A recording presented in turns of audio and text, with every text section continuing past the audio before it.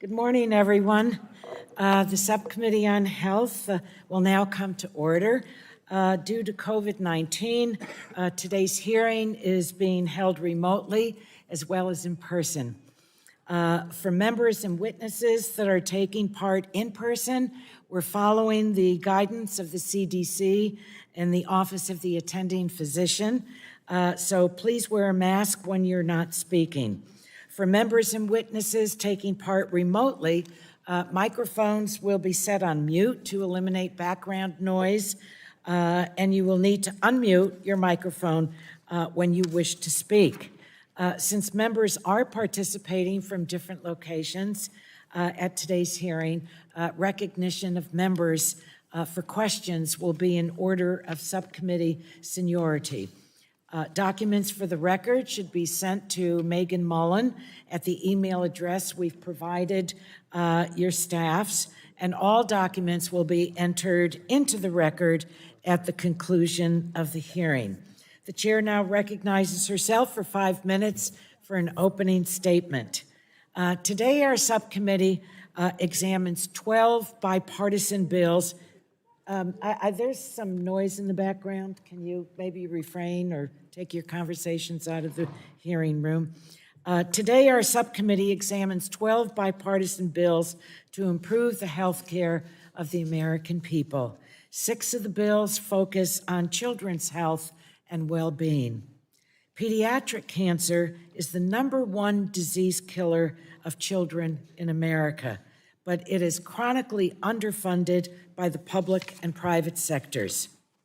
The Gabriella Miller Kids First Research Act 2.0 addresses this gap by redirecting hundreds of millions of dollars in penalties currently paid by pharmaceutical, cosmetic, supplement, and medical device companies into funding for a large-scale genetic and clinical database to help researchers find insights into childhood cancer. We're honored to hear testimony about this bill from Gabriella's mother, Ellen Miller. Thank you, Mrs. Miller, for joining us today, so close to the 8-year anniversary of Gabriella's death. And thank you for her beautiful portrait that you have at the table with you. Another children's health bill, the Children and Media Research Advancement Act, authorizes the NIH to lead research on the effects of technology and media on infants, children, and adolescents. We can't trust social media companies to do the right thing for our children. This bill provides funding for long overdue independent research to keep media and tech companies from evading scrutiny about their impact on the development of children in our country. The other 4 children's health bills seek to prevent and reduce the impact of stillbirth, newborn hearing loss, lead poisoning, and birth defects or anomalies. We're fortunate to have Stacy Stewart of the March of Dimes as our expert witness for these bills.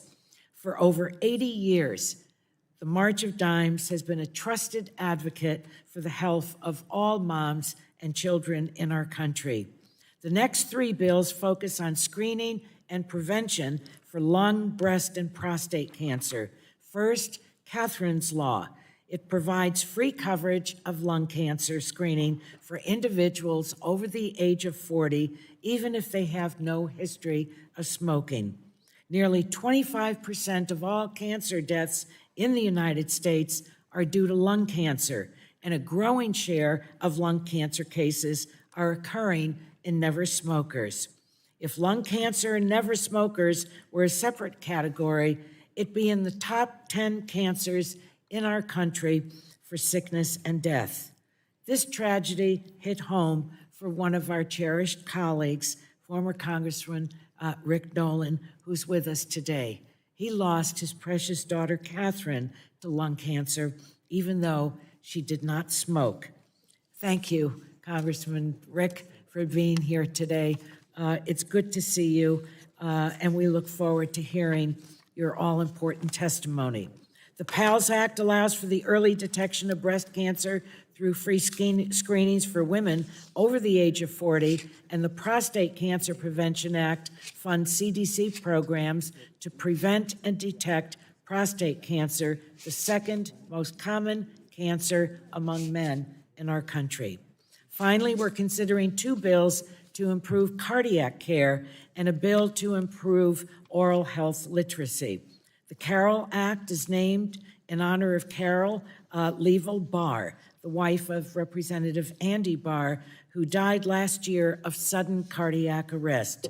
The bill funds NIH grants to support research into valvular heart disease, as well as increasing public education and awareness of valvular heart disease through the CDC. And the increasing access to quality cardiac rehabilitation care authorizes PAs, nurse practitioners, and clinical nurse specialists to supervise cardiac rehabilitation care so more Medicare patients can benefit from that care. Patients who receive cardiac rehab typically recover faster from heart attacks or surgery and improve their quality of life. Through our efforts today, these 12 important bipartisan health bills move closer from being words on a page to actually walking into the lives of our constituents to improve their health and well-being for decades to come. The chair now is pleased to recognize the gentleman, and that he is Mr. Guthrie, the ranking member of our subcommittee, for 5 minutes for his opening statement. Thank you, Madam Chair, for hosting this important meeting, and welcome to my friend from Minnesota. I'll have you here and the rest of the panelists that are here with us today. Before us today are several public health bills pertaining to critical prevention and early detection efforts for children and families. But before I get into those bills, I'd like to draw attention to the partisan health policies currently being drafted by Democrats behind closed doors here in Washington. My colleagues on the other side of the aisle are trying to pass a reckless tax and spending spree package that would get the government more involved in Americans' lives, including their health care.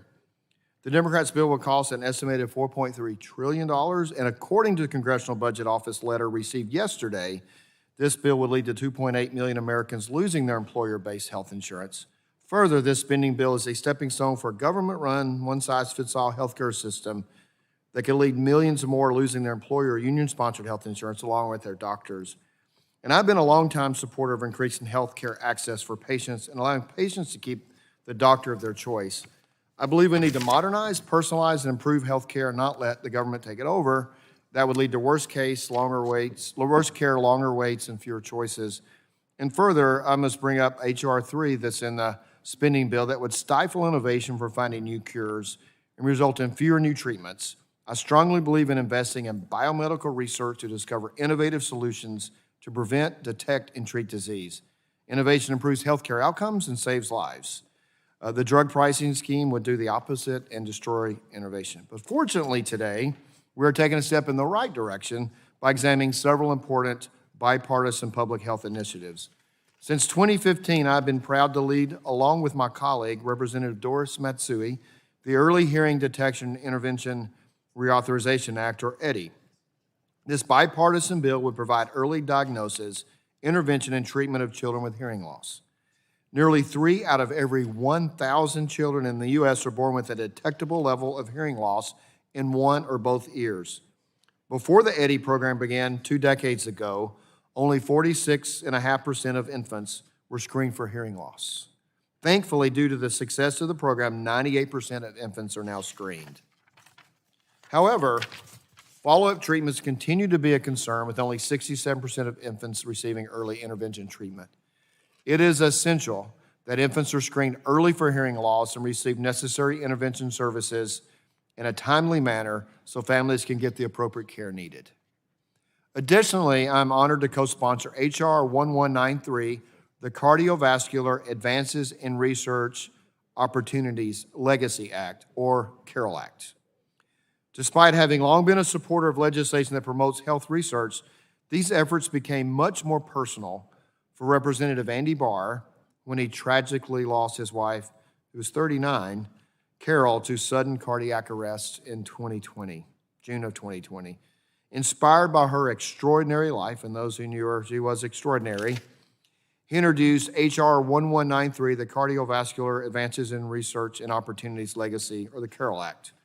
The Carroll Act will address the gaps in understanding about valvular heart disease by authorizing a grant program administered by the National Heart, Lung, and Blood Institute to support research on valvular heart disease, including MVP. The bill has garnered the support of 167 bipartisan members of Congress, including many on this committee. Companion legislation was introduced in the Senate by Minority Leader Mitch McConnell and Senator Kirsten Sinema. The legislation would help other families avoid the tragedy and has so profoundly impacted Andy's family and so many others throughout the country. In closing, we do have bipartisan and successful public health programs that should continue. Before Congress authorizes new programs, we need to ensure that current programs are impactful, funds are spent appropriately, and reform or improvements to a program are evaluated. We've learned time and time again that throwing money at a problem is not an effective way to solve issues or good use of taxpayer dollars. I'll yield back. Gentleman yields back. The chair is pleased to recognize the chairman of the full committee, Mr. Pallone, for his 5 minutes of opening statement. Thank you, Chairwoman Eshoo. Today, the committee continues our important bipartisan work to protect children and families. The COVID-19 pandemic has tested every aspect of family health and demonstrated how critical physical and social environmental factors are to health outcomes. There are also significant concerns that many children and families have gone without routine care during the pandemic. And this is worrisome because this care is critical to promoting public health and identifying health conditions early.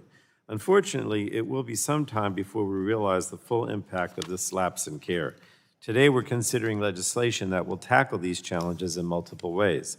For example, the pandemic created obstacles to preventative care, including cancer screenings, which could have resulted in early forms of cancer going undetected. We'll consider 3 bills that reauthorize or otherwise expand life-saving screening services for lung, prostate, and breast cancer. And these are important bipartisan pieces of legislation that will help Americans access care and treatment when it's most effective. The pandemic has also undoubtedly delayed care for children and introduced new challenges in the absence of childcare and in-person learning. Some studies suggest that nearly 30% of parents postponed or did not seek care for their children due to concerns about exposure to COVID-19. The impacts have been greater on lower-income families who have been more likely to delay care or to simply go without care. And since the pandemic has had a disparate impact on lower-income families, it's important that we act to reverse any harmful effect on the health and well-being of children. And today we are considering multiple bills that seek to expand pediatric research and healthcare services. We'll discuss H.R. 2161, the Children and Media Research Advancement Act, which will reauthorize the National Institutes of Health to expand research into the cognitive, physical, and social emotional development effects of media on infants, children, and adolescents.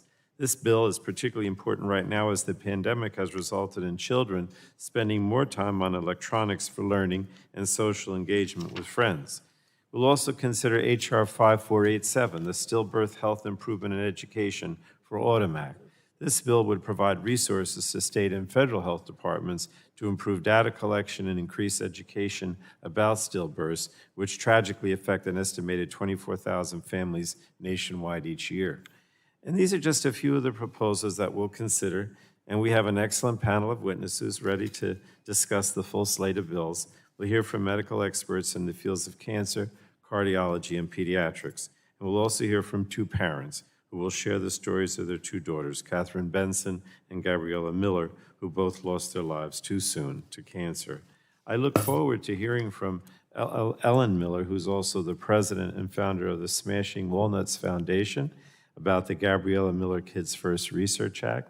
And I would also like to thank our former colleague, Representative Nolan, for coming to share his daughter Catherine's story and to discuss the Catherine's Law for Lung Cancer Early Detection and Survival Act. Finally, I'm pleased we're able to work with Ranking Members Rodgers and Guthrie on this hearing and on this bipartisan slate of bills that will improve the health of children and families all across the nation. And I'd look forward, I know we're having these legislative hearings, but we look forward to moving these bills soon. So thank you, and I yield back, Chairwoman. A gentleman yields back. The chair now is pleased to recognize Congresswoman Cathy McMorris Rodgers. Is she? She's virtual. She's virtual. Oh, okay, great. Congresswoman McMorris Rodgers is the ranking member of the full committee, and pleased to recognize her for her 5 minutes for an opening statement. Thank you, Madam Chair, Mr. Chairman, and to all our witnesses. Thank you for being here this morning. Many of the solutions we're considering today renew key public health programs.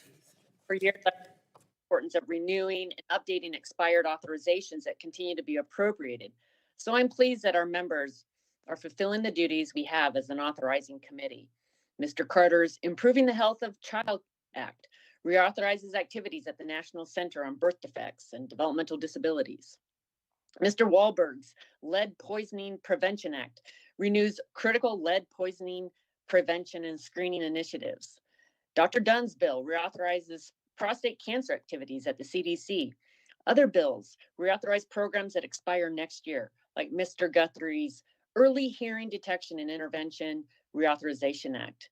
We'll also be considering bills that establish new public health programs, like Representative Mullen and Herrera Butler's Shine for Autumn Act, to mitigate the risk of stillbirths and help more moms and babies. And Mr. Barr's Carroll Act, that will improve research on public health outreach related to heart disease. All of these solutions reflect the importance of the committee's authorizing responsibilities over key public health programs. It's important for federal agencies to come before this committee to comment, discuss programs and other related health initiatives and that also should have happened today. In fact, except for a budget hearing with Secretary Becerra on the budget that was not released at the time, no administration official has come before the health subcommittee this Congress. We need to hear from the administration and public health officials. They have not been before this committee even after making top-down decisions that impact every person in this country related to COVID-19 data, changing guidelines, schools, vaccine mandates, and booster shots. Unfortunately, it's undermining trust in public health and people's abilities to make the best decisions for themselves.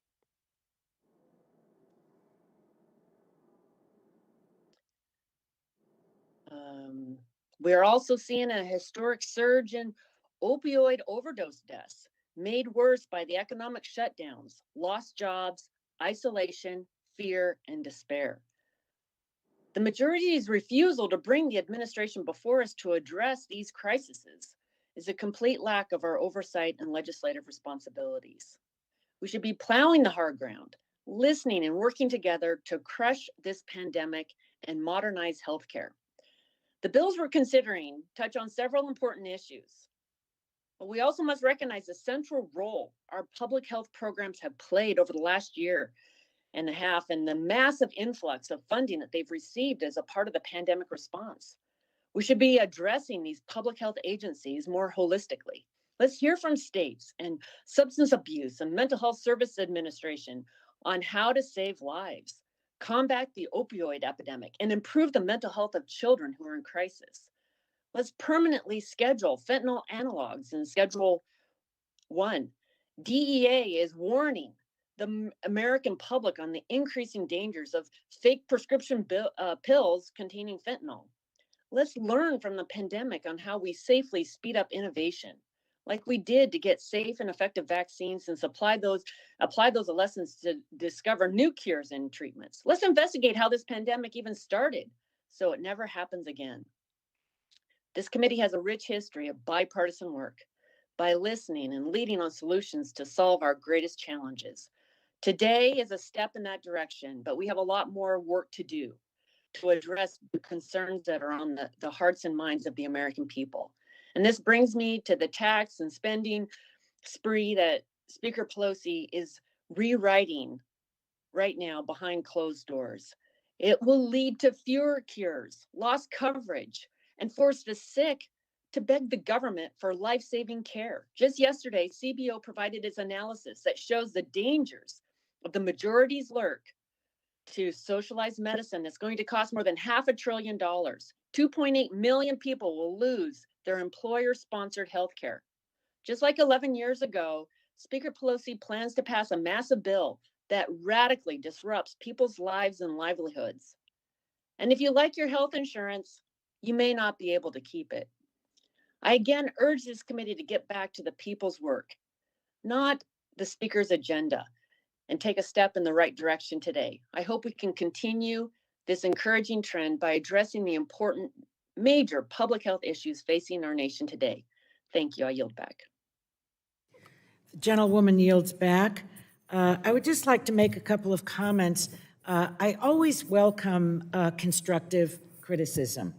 It's always welcome. We learn from each other. But the ranking member is not correct about testimony from administration officials. We've had the FDA, we've had the NIH, they were both in July. We've had the CDC, Dr. Collins, who testified on long COVID. And there's no bill that's being written behind closed doors. All of the Energy and Commerce Committee were involved in, 36, 38, 39 hours of markup of the Build Back Better legislation. And the Energy and Commerce Committee, of course, had a significant role in that.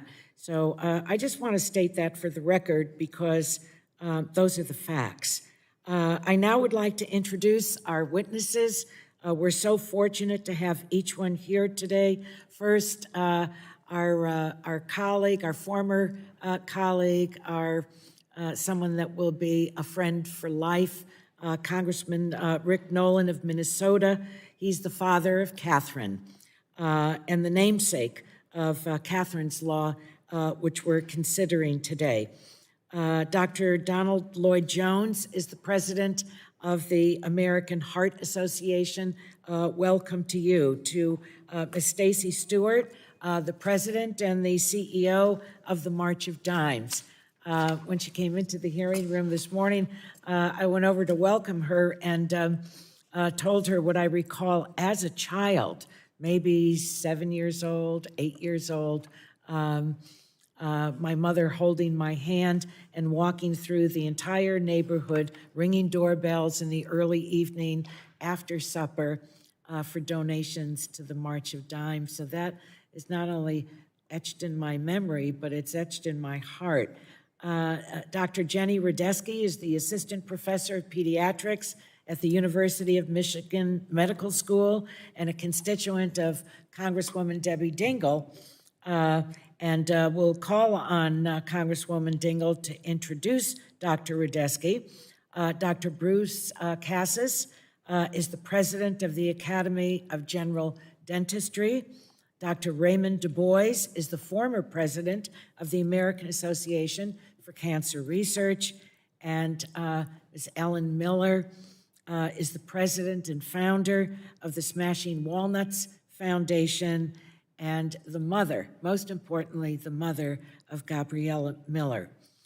So Congressman Nolan, we'll start with you. You're recognized for 5 minutes, and welcome again, and thank you for traveling across the country to be with us this morning.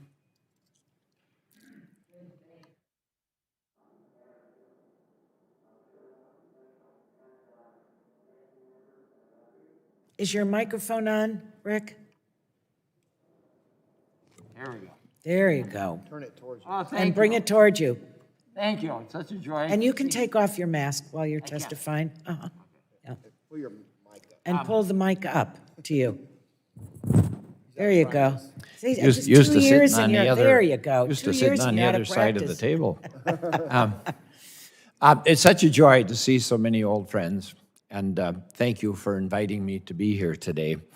As I was saying, Chairwoman Eshoo, Ranking Member Guthrie, Chairman of the full committee, Frank Pallone, and Representative McMorris Rodgers. And thank you all for being here. I'm here not as a former member. I'm really here as a father and a public citizen and a non-lobbyist for anybody, I might add, and to give testimony and to thank all of you on this committee, your personal staff, your committee staffs for their service, for conducting this hearing. for giving me an opportunity to testify on behalf of H.R. 3749, Catherine's Law, for the early detection and survival of lung cancer victims. A little history, it was in 1971 that President Richard Nixon declared war on cancer.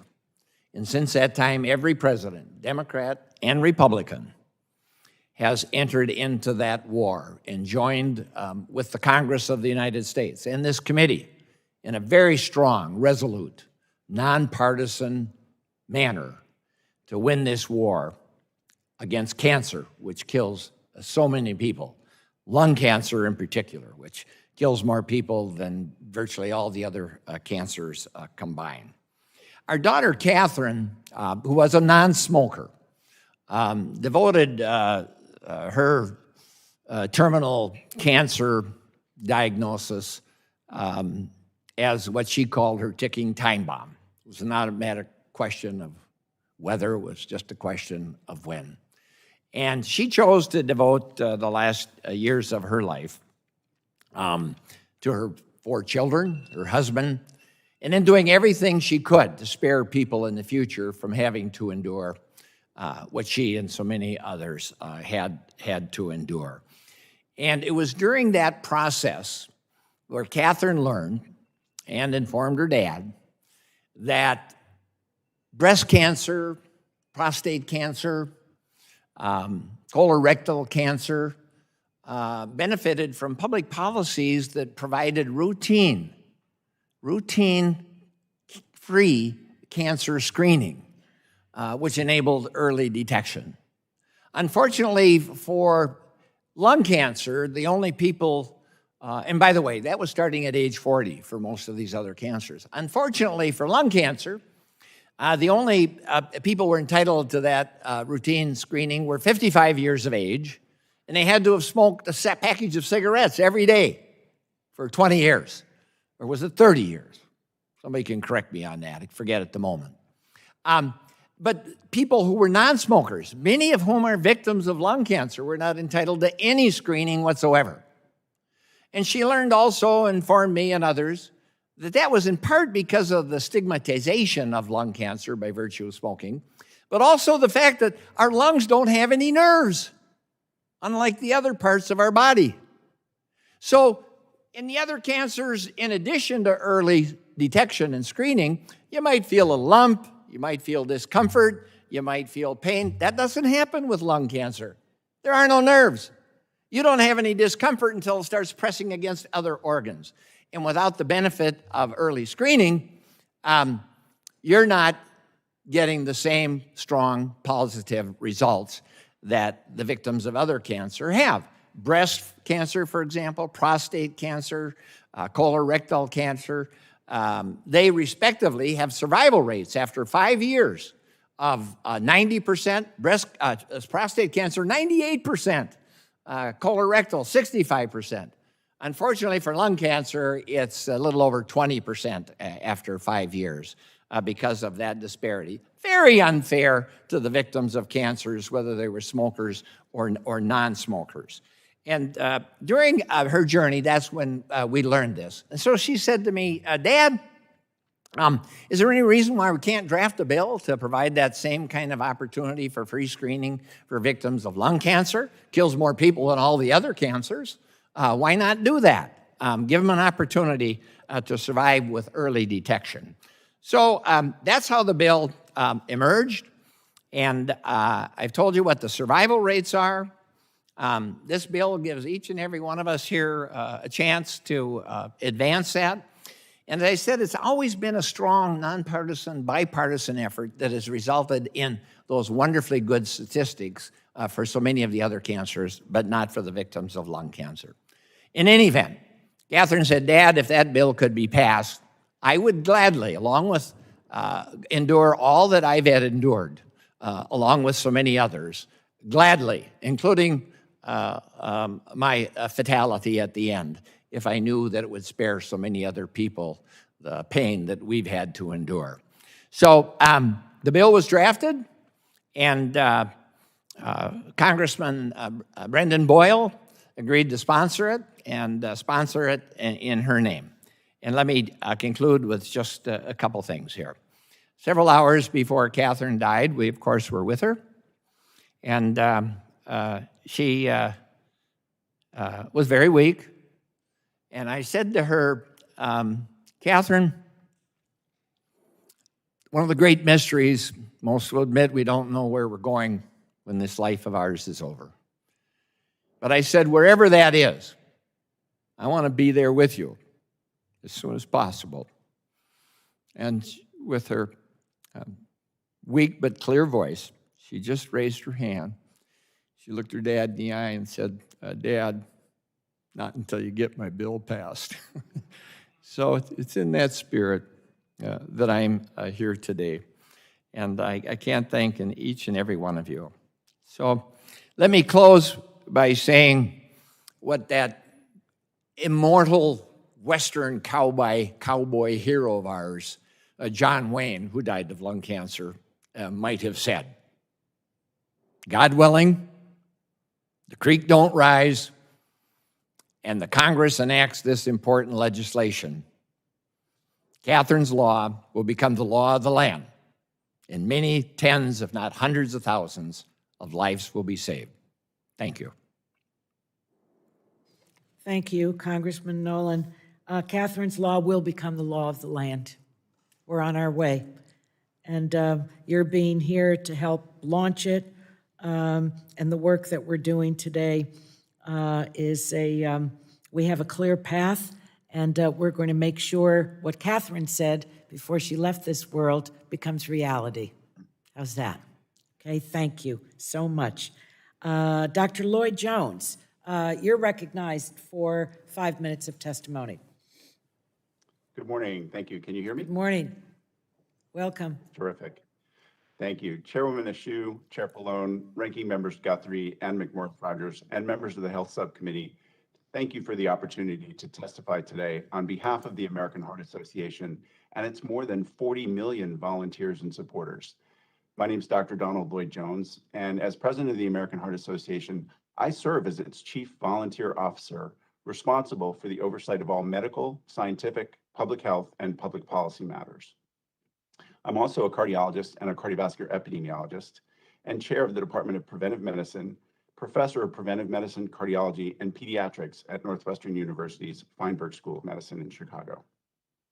I'm pleased to testify today about the ways in which two bipartisan bills under your consideration would improve heart health for all.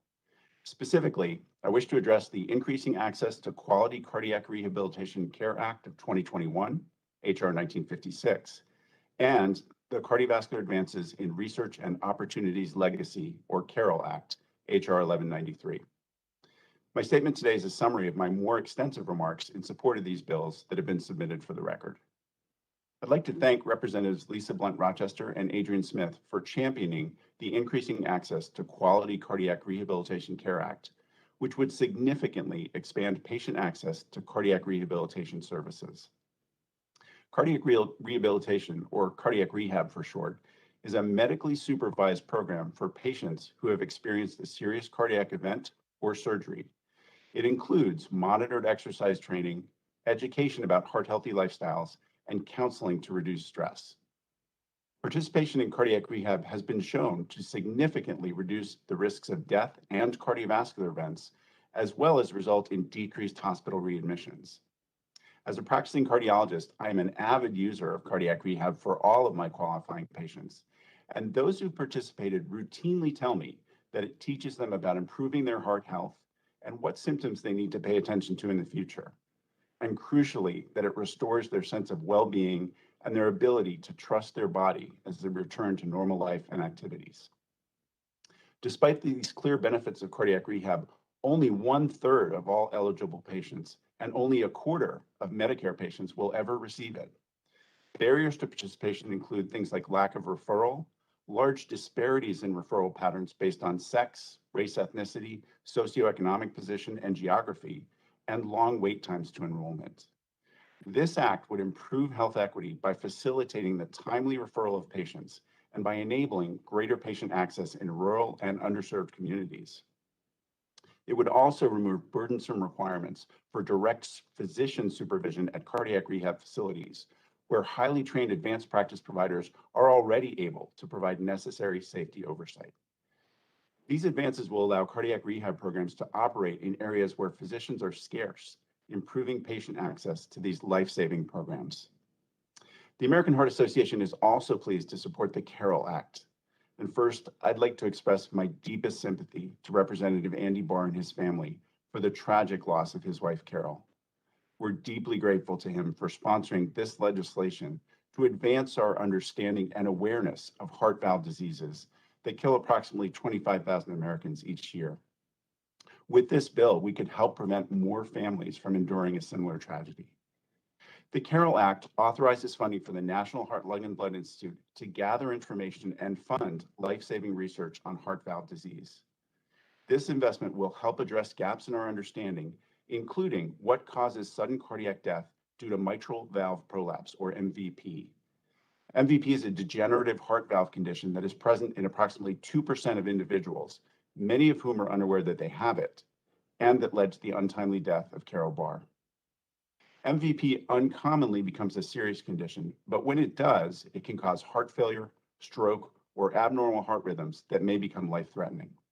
Significant MVP poses a threefold elevated risk of sudden cardiac death compared to the general population. One of the most troubling aspects of MVP for me as a clinician is just how much we still don't know about its causes, factors that lead to progressive problems, when is the best time to intervene, and what increases risk for sudden cardiac death. The CAROL Act would authorize new workshops and research funded by the NIH, increase awareness through projects at the CDC, and invest in efforts to improve data collection about sudden cardiac arrest. Ultimately, it would increase screening, detection, and diagnosis of heart valve disease and help reduce the incidence of sudden cardiac death. So in conclusion, the bills under consideration today will advance equity by improving access to care for cardiac rehab, and will expand our understanding and treatment for heart valve diseases, including MVP. Thank you so much for the opportunity to offer my testimony, and I look forward to answering your questions. Thank you, Dr. Lloyd-Jones, for your important and superb testimony. We appreciate you being with us. The chair now recognizes Ms. Stewart for your 5 minutes of testimony. And welcome again. It's great to see you. Great to see you too. Thank you. And good morning, Chairwoman Eshoo and Ranking Member Guthrie and members of the Health Subcommittee. Thank you for the opportunity to testify today. I'm Stacey Stewart, President and CEO of the March of Dimes. The March of Dimes' work is now more important than ever. Our nation is in the midst of a dire maternal and infant health crisis, which the pandemic has worsened. By improving the health of women before, during, and after pregnancy, we can improve outcomes for both mothers and for infants. But we have many public health challenges before us. The U.S. remains the most dangerous developed nation in the world in which to give birth. And it's even more dire for women and babies of color. Preterm birth is the second leading cause of infant mortality, which has slowly declined over the past few years. Yet still 2 babies die every single hour, and 2 women die from pregnancy complications every single day. This month, as we observe Pregnancy and Infant Loss Awareness Month, we know that 1 out of every 4 individuals and families' lives are affected by the death of their children during pregnancy, at birth, and in infancy. We must help these families by remembering their losses and working to better understand the causes of stillbirth, with the goal of lowering the stillbirth rate. We hope new efforts by the Biden administration and Congress will spur further action to address the maternal and infant health crisis that we face. However, we must continue to focus our attention on the other challenges facing us and utilize the tools we have to improve the health of children and families. To that end, March of Dimes supports the following legislation that's being considered by the subcommittee today. First, H.R. 5487, Stillbirth Health Improvement and Education for Autumn Act of 2021, or the SHINE for Autumn Act, would invest in research and data collection to better understand stillbirth in the U.S. This will allow us to better track and research stillbirths, find out who's impacted and the role disparities have in negatively impacting infant and parental health. Second, HR 5551, the Improving the Health of Children Act, would reauthorize the National Center for Birth Defects and Developmental Disabilities. The center's tracking and public health research systems help to identify causes of birth defects and find opportunities to prevent them. It also does critical work in researching developmental disabilities such as autism, addressing blood disorders that affect millions of people each year, and advancing health care for people with disabilities so they can stay well, active, and a part of the community. March of Dimes has partnered with the center to support research and prevention, promote birth defects prevalence data from states on our Parastats website, and we've led efforts to help reduce health-related stigma through our Beyond Labels initiative. We're also a strong supporter of the Surveillance for Emerging Threats to Mothers and Babies network. It's called SETNet, which we must scale nationally to have a complete picture through real-time clinical and survey data of how COVID-19 impacted care for mothers and babies. Third, HR 5552, the Lead Poisoning Prevention Act, would provide critical resources for educational outreach, for screenings and referrals, the CDC's Advisory Committee on Childhood Lead Poisoning Prevention, and help lead exposure before children are harmed. Children can be severely affected by lead's impact on brain and body development, with Black children nearly 3 times more likely than white children to have elevated blood lead levels. High levels of exposure before and during pregnancy can cause fertility problems, hypertension, delayed brain development, premature birth, low birth weight, and miscarriage. HR 5561, the Early Hearing Detection and Intervention Reauthorization Act.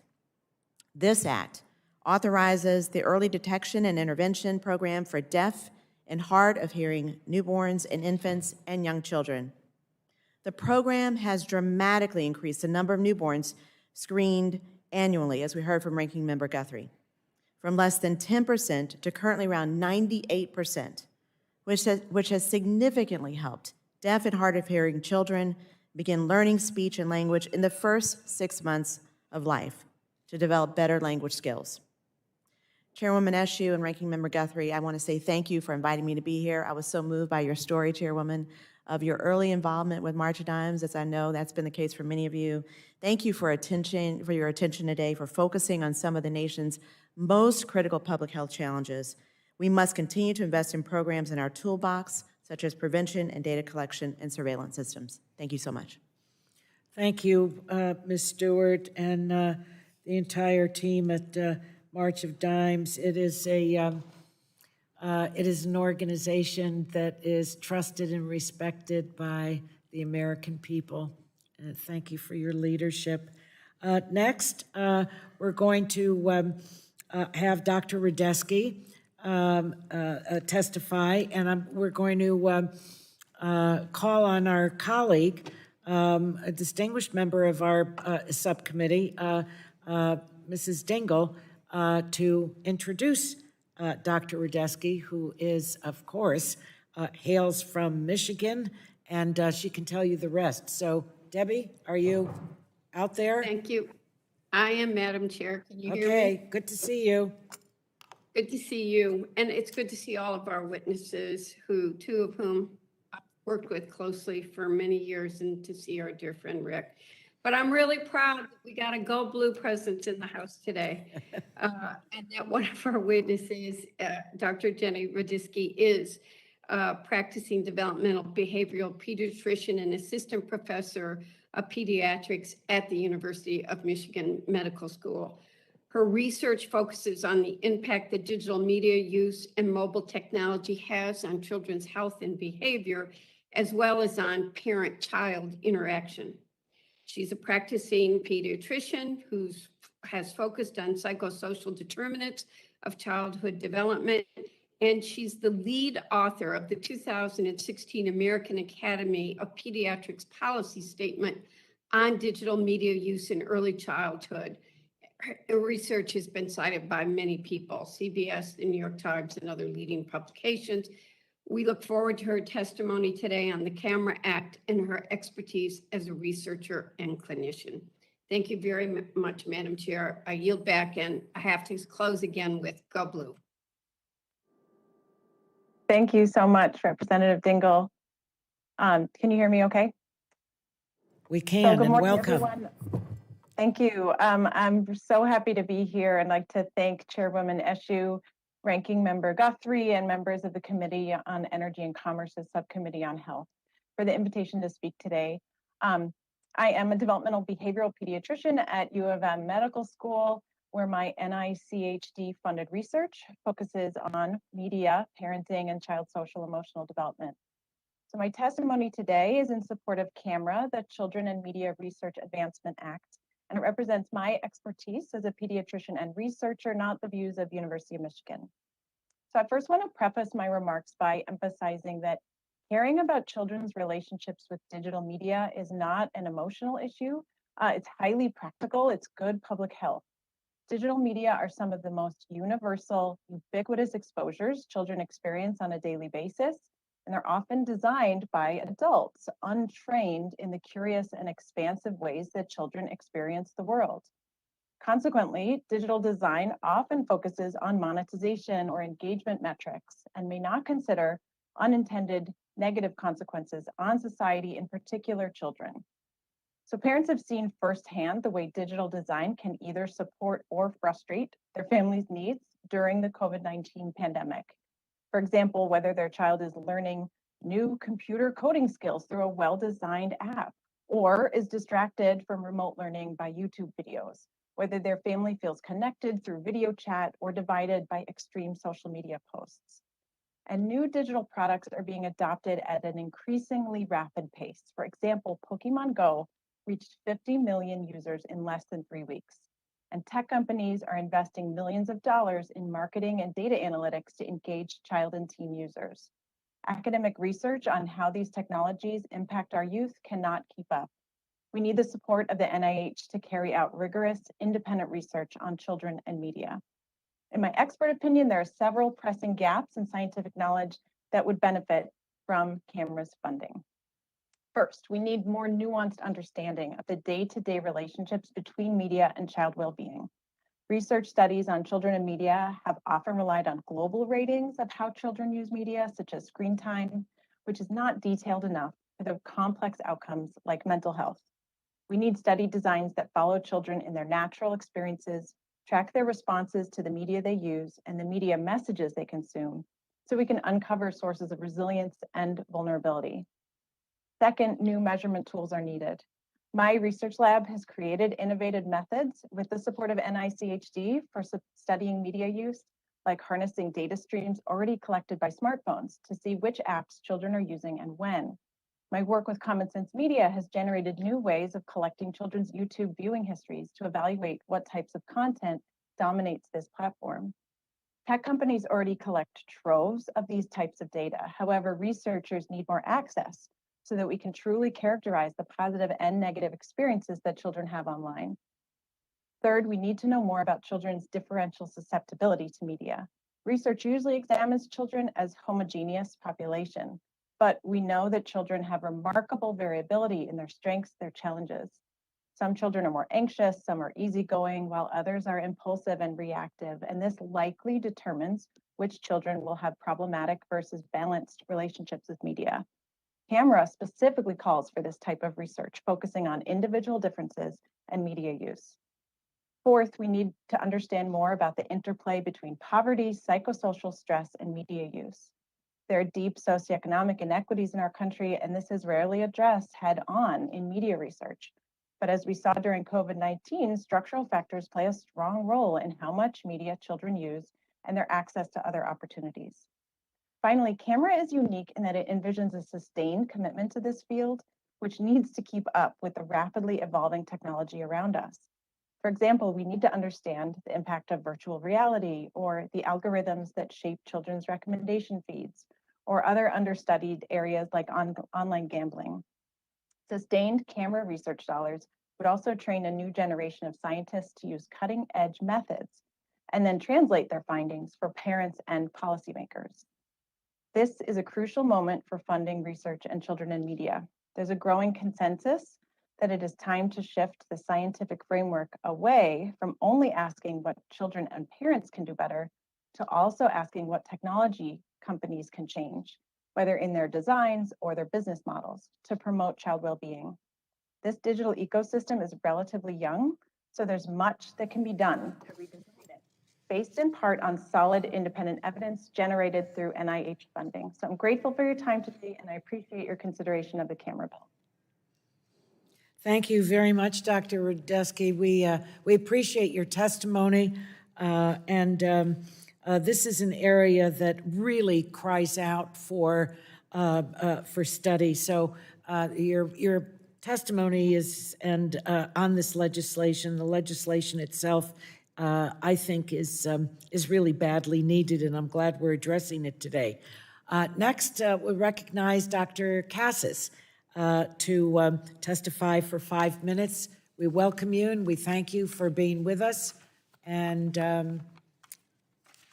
you're on.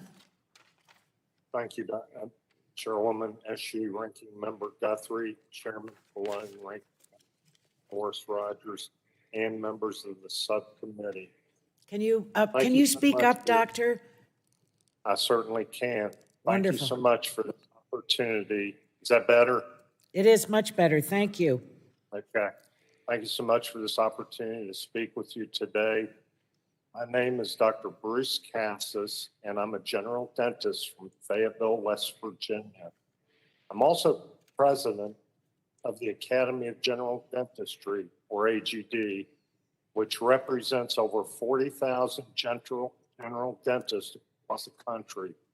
We exist to serve the needs of our members through continuing education and advocacy, which in turn better serves the needs and interests of our patients. I'm pleased to be here today to discuss legislation that would help improve the health of families and children, specifically HR 4555, the Oral Health Literacy and Awareness Act. Oral health literacy is the degree to which people have the capacity to obtain, process, and understand basic health information and services needed to make appropriate oral health decisions. As a dentist practicing in rural West Virginia for nearly 42 years, I've seen firsthand, more times than I can count, the effects of oral disease, especially on our most vulnerable population, our children. Many people are unaware that oral health is linked to overall health. Diseases related to oral health can cause so many negative things: pain, loss of school and work time, nutrition problems, emergency visits, and even death. Oral disease does not stop at the mouth and teeth. Diabetes, low birth weight, even early onset Alzheimer's, and many more. Fortunately, most oral health related ailments can be prevented. Good oral health habits are especially important for expectant mothers, children, and young parents. Oral disease especially impacts children. Tooth decay is the most common chronic disease among school-age youth. Roughly 1 in 4 U.S. adults has at least one untreated cavity. Most oral health ailments can be avoided by increasing oral health literacy among all populations, with an emphasis on children to ensure that they develop and maintain healthy habits into adulthood. Folks need to complete regular dental visits to stay on top of their oral health. Unfortunately, the majority of Americans are not using the oral health care system. According to the latest data from HHS, 46% of the population had a dental visit in 2018. This is only 1.7% higher than the percentage of the population who visited the dentist in 2003. The lack of progress on this front is startling and cannot continue. Notably, significant disparities continue to exist within our population when it comes to both oral health care utilization and status. While 52% of non-Hispanic white people were able to visit a dental provider in 2018, only around 34% of those who are Hispanic and non-Hispanic Black saw a dentist in the same year. According to the CDC, nearly twice as many non-Hispanic, Black, or Mexican American adults have untreated cavities compared to other groups. Adults with less than a high school education are almost 3 times as likely to have untreated cavities as adults with at least some college education. These disparities highlight the need to focus on oral health literacy improvement within vulnerable populations. Fortunately, Representatives Cardenas and Bilirakis have introduced legislation, HR 4555, that would do just that. The Oral Health Literacy and Awareness Act would direct the ERISA to develop and test evidence-based oral health literacy strategies. These strategies aim to improve oral health care education, including education on preventing oral diseases such as early childhood and other caries, periodontal disease, and oral cancer. This multi-year initiative would focus specifically on children, pregnant women, parents, older adults, and people with disabilities, and of course, racial and ethnic minorities. The strategies ERISA uses would need to communicate with these populations in a language that resonates with them.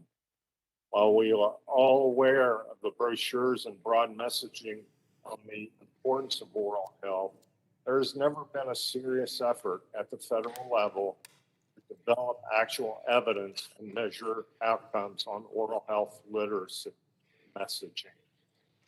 I believe ERISA's work through this initiative to measure outcomes on the effectiveness of targeted oral health literacy strategies would be indispensable. Dr. Cassis, you need to wrap up. Yes. Okay. I want to end today by stressing the importance of recognizing oral health literacy as an integral part of national health policy. And I do greatly appreciate the subcommittee's recognition that oral health literacy is a priority. Thank you. Thank you, Dr. Cassis, for your important testimony. Dr. Du Bois, we want to thank you for testifying today, and you now have 5 minutes to do so. Can you hear me okay? Yes. Okay, great. Well, Chairman Eshu and Chair Pallone, ranking members Guthrie and Rodgers, and members of the subcommittee, thank you for inviting me today. I'm Ray Du Bois. I'm the past president of the American Association for Cancer Research. I'm editor-in-chief of the Cancer Prevention Research Journal and director of the Hollings Cancer Center here in Charleston, South Carolina. I really commend you for this hearing and holding it to discuss important prevention for public health, and I'm very pleased you're including cancer screenings as a part of these discussions, and we've heard some very important testimony earlier. The data show that cancer screenings do save lives and improve outcomes because cancers, or in some cases precancers, can be identified at an earlier stage when physicians can treat it much more effectively. This often results in less invasive treatment, quicker recovery, and lower cost. Cancer organizations such as AACR publish research that informs the medical community about who, how, and how to most effectively screen for different types of cancer. We really want to avoid those false negatives and false positives and really have the most sensitive and specific screening possible. The U.S. Preventive Services Task Force, or USPSTF, examines the evidence of trying to lower cancer mortality, as well as risk, cost, and other complications. They grade the guidelines based on an A or B, and the Affordable Cares Act uses those tools, the A or B, so that those screenings can be covered by insurance without cost to the patient. As more research is generated, those guidelines can be updated. This year, they did update the eligibility for lung cancer and colon cancer screenings For lung, as you heard earlier, they changed the lung cancer deaths by 24% after 10 years by expanding screening to smokers as young as 50 who smoked a pack a day for 20 years. That doubled the number of individuals who could now be screened at no cost. Previously, only older Americans could be screened. These new guidelines are especially beneficial for women and African Americans who tend to smoke fewer cigarettes. The task force also reduced the age recommendation for colonoscopies from 50 to 45 because of the increasing incidence of that disease in the younger population. I am of the belief that effective screening is extremely important. However, that does not mean that screening for all cancers without a scientific basis is in the public interest. Overscreening can be cost prohibitive and sometimes with side effects. The task force has to balance this evidence with risk and benefits and be mindful that those recommendations are based on evolving science. Colon cancer screenings do not take into account the growing evidence that the younger obese Americans are being diagnosed with colon cancer at a growing rate. For lung cancer, it's based on smoking history and age, but it does not take into account whether a person grew up in a home with smokers or may have substantial interactions with secondhand smoke or increased risk due to occupation and environmental factors. The recommendation to start mammograms for women at age 50 will leave many younger women vulnerable to breast cancer that could spread before it could have been detected. In some cases, I would encourage Congress to consider the individual rather than the population as a whole when designing these screening criteria. There are many other factors besides just age, including underserved populations, occupation, environmental exposures, and lifestyle factors. The simple age criteria contribute to inequities, especially in the underserved communities who are underrepresented in screening trials and don't usually participate in those studies. And we want to ensure that all racial and ethnic groups and socioeconomic classes have the knowledge to make informed decisions. In South Carolina, the incidence of breast cancer in Black women is lower than that in white women, but their death rate is much higher because many Black women have longer delays to get screened and treated, possibly due to their access of care to health services. The mortality rate in prostate cancer for Black men is much worse than white men. While it could be genetic influences, it is most likely due to lack of access to specialty care. Screening and treatment outcome disparities are areas that the medical research community must improve on as we go forward. Many cancers we don't have effective screening mechanisms for at the current time. In addition to the advances in healthcare delivery, the congressional investment in basic and translational research is very important. Several academic institutions and industry are making progress in pan-cancer blood testing, which will bring new and innovative ways to screen for these cancers once they're validated and studied in large populations. Before I conclude, I want to importantly note that we are still not yet out of the pandemic, and we have lowered cancers screening for all cancers during this time. The NCI estimates that due to COVID-19 and delaying cancer screenings, as many as 10,000 additional Americans could die of breast or colon cancer in the coming decade alone. As the scientific community works to improve cancer screening, it's imperative that we really improve our screening in this process. I want to thank you again for the opportunity to testify before you today. Thank you very much, Dr. Du Bois, for your important testimony. There was so much packed into it with the statistics, and it's a reminder to all of us how important witnesses are, the expertise they bring to us, and obviously shoring up the reasons why the legislation we're considering should become law for the people of our country. So thank you. Last and certainly not least is Ms. Ellen Miller. Welcome again to you. Thank you for traveling and being with us in person today. You're now recognized for your testimony. Thank you.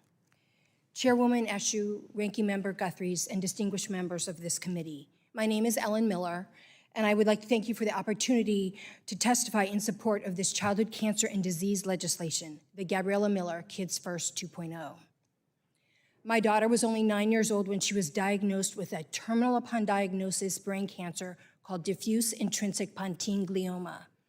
This is the same brain cancer that Neil Armstrong's daughter, Karen, died from in 1962. 60 years later, and our children that are diagnosed with this cancer are still receiving the exact same treatment. But yet, in these 60 years, we've gotten men to the moon and safely back home. We have a rover on Mars, but we can't solve something that's a few inches under our skin. In the 80s, AIDS was a death sentence. Today, it's a chronic disease.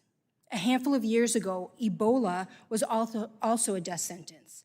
Now it's curable. We as a country can claim these incredible accomplishments because we banded together to make them a national priority. In 6 days from now, on October 26th, will mark 8 years since my daughter died. In those 8 years, daily incidences of childhood cancer diagnoses in the United States has risen from 36 to 47. And every day, at least 7 kids die from cancer. This means that in those 8 years since my daughter died, over 137,000 parents have heard the words, "Your child has cancer." And more than 20,000 families have buried their child. We must make our children a national priority, and we have the vehicle to do that with the Kids First 2.0. The original Kids First was signed into law with strong bipartisan support in 2014. Many of those members are in this room right now, and it's because of your support that over 60 grants have been awarded to institutes across the country to research childhood cancer and birth defects. The Kids First program has generated the largest molecular and clinical data sets with approximately 50,000 genetic sequences that are publicly available to researchers across the country. Resources are brought together to develop new connectivity that allows for real-time data availability. All the while, this program is developing and implementing a transformative infrastructure that NIH has embraced and is using as a template across the institutes. The Kids First was selected to lead a development of new technologies that will empower the use of electronic health records. Its infrastructure is being used for a model for developing and piloting programs that focus on Down syndrome, rare disease, the Childhood Cancer Data Initiative, and more. It was also chosen to lead the development of the pediatric COVID clinical trial via the NIH Caring for Children with COVID initiative. The Kids First has opened the door in a transformative force within NIH and around the world, and it's just the beginning. I reached out to my Congresswoman, Jennifer Wexton, with the need to continue the work of the Kids First. She suggested an innovative funding source that Congress has used in the past, the use of existing non-designated penalties against bad actors that knowingly violate the Foreign Corrupt Practices Act. The Kids First 2.0 proposes to use this untapped resource from pharmaceuticals, medical device manufacturers, cosmetics, and natural supplements to continue the battle against childhood cancer and disease. To date, 77 bipartisan members agree, 22 of whom are members of the Energy and Commerce Committee. 2 weeks before Gabriella died, she was interviewed and asked what message she had for our elected official about kids like her, and she responded, "Stop talking and start doing." Our political leaders have certainly done that, and today I am personally asking the committee to continue doing by proceeding through markup and moving this critical piece of legislation to the floor as quickly as possible. My daughter's name might be on this legislation, but truth be told, it could be any number of the hundreds of thousands of children that are afflicted with cancer and disease across this country. And I bring with me today almost 1,000 families that have signed on because they wanted their children to be represented here today, and it could be one of them. I thank you for your time, and I look forward to your questions.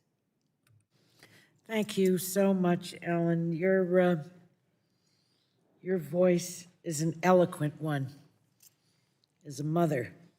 And thank you for representing all the other families that have lost their child. There simply cannot be a greater grief than for a parent to bury their child. It's not the way it's supposed to be, but we can do something about it, and that's what we're here for today. Thank you.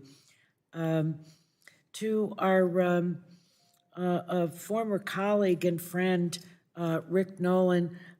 Rick, you have really taught us all something. I never knew that lung cancer patients that never smoked got lung cancer. And I think that you've been a great teacher in that. And can you just for a moment tell us when, I'm recognizing myself now for questions, that when was your daughter diagnosed and how? Did she have any symptoms or was it?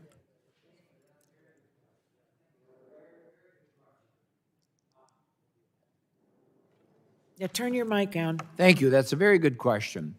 My aunt Eleanor Nolan, the first female judge in the state of Minnesota, by the way, a real pioneer, was a half a century ago was diagnosed with terminal lung cancer, and she died 6 months later. Catherine was diagnosed a little over just about 6 years ago. But because of the great progress that's been made by this committee and people in the past, by the way, I like to remind people that in my grandfather's time, the life expectancy in this country was 47. Right. 47. Today, because of We'd all be good dead and public gone, health right. policies, bipartisan policies, it's in the middle to upper. So how did she find out that she had it? Well, did she not feel well? Because, as I mentioned, the lungs don't have nerves, which is why early detection is so important. You don't find out. But how till did you're- she find out, Rick? You're, I have some other you're out of questions. breath. You're out of breath. I see, okay. At which point, All right. it's too late. It's terminal. You didn't get those early indications. You didn't get the benefit of the early screening. Okay, and it's that's too late. instructive. That's instructive. Ellen, to you, in the funds that come out of the penalties that are paid that you referenced, what amounts are those on average annually? About how much are we talking about? I would love to be able to say a number with that. The challenge that comes into play is that you need to have somebody who's violating law. They have to be. No, I was just curious if you know how much that is, approximately what goes into that fund. I would love to be able to answer that. I could Maybe we'll get you find out from information the, and share from the that. authors. Share that with Aislinn about those that are in the past, but moving forward, it's impossible to say that. Maybe, I don't know, does the staff on either side of the aisle know? If it's hundreds of millions of dollars, well, then that funding is going to be, those dollars are going to dance, I think, if it's hundreds of millions of dollars. To Dr. Radesky, Facebook research that was shared by the most recent whistleblower, Frances Hogan, demonstrated that 32% of teen girls said that they felt bad about their bodies, and Instagram made them feel even worse. I think that this is astonishing. I mean, it just takes my breath away. What's the difference, in your view, between internal company research and the type of research that the CAMERA Act would enable? There are several differences.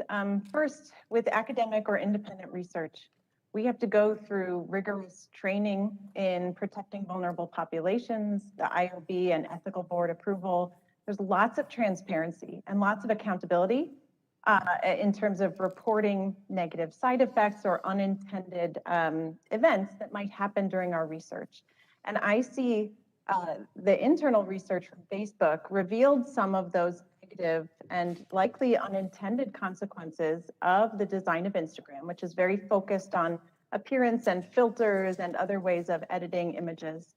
But they didn't have the accountability to either stop their research, change their intervention, their product, or to be accountable to the users who were involved.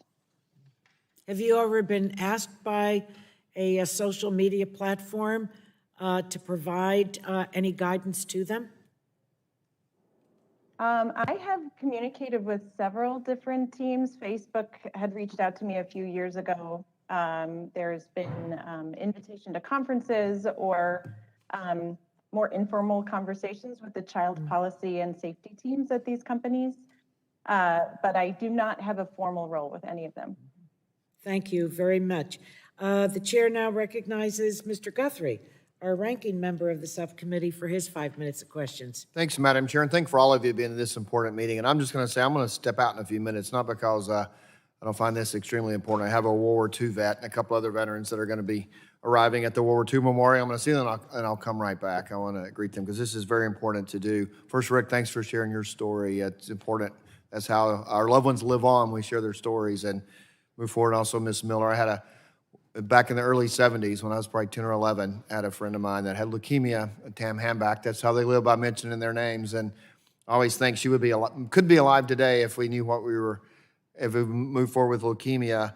And I had a good friend of mine, Abby Cummings, her mom, BJ Cummings, a friend of mine, was 11 in 2006, was diagnosed with bone cancer, I guess, and passed away a couple years later. And it's just like, can we not fix that? It's just a frustrating thing with so much, as you mentioned, going on. And I would tell you, there's nothing more bipartisan in Washington, D. As you see, if you watch the cable news particularly, you think everybody's fighting over everything, but we're trying to figure out how to do more for NIH and cancer research, and just trying to find the right way to do that. And so appreciate it. And Ms. Stewart, I enjoyed talking to you the other day.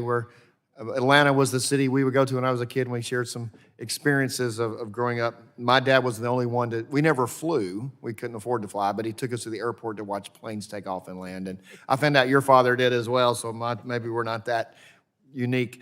But I have a question on the early childhood hearing. I only have a couple of questions, and I've used some of my time, so I wish I could ask everybody a question. But I've been a long-term champion on the early childhood detection. And as we saw, 98% of the kids now have early detection of everything. If we can catch it early, we can treat it, hopefully, and children can develop further.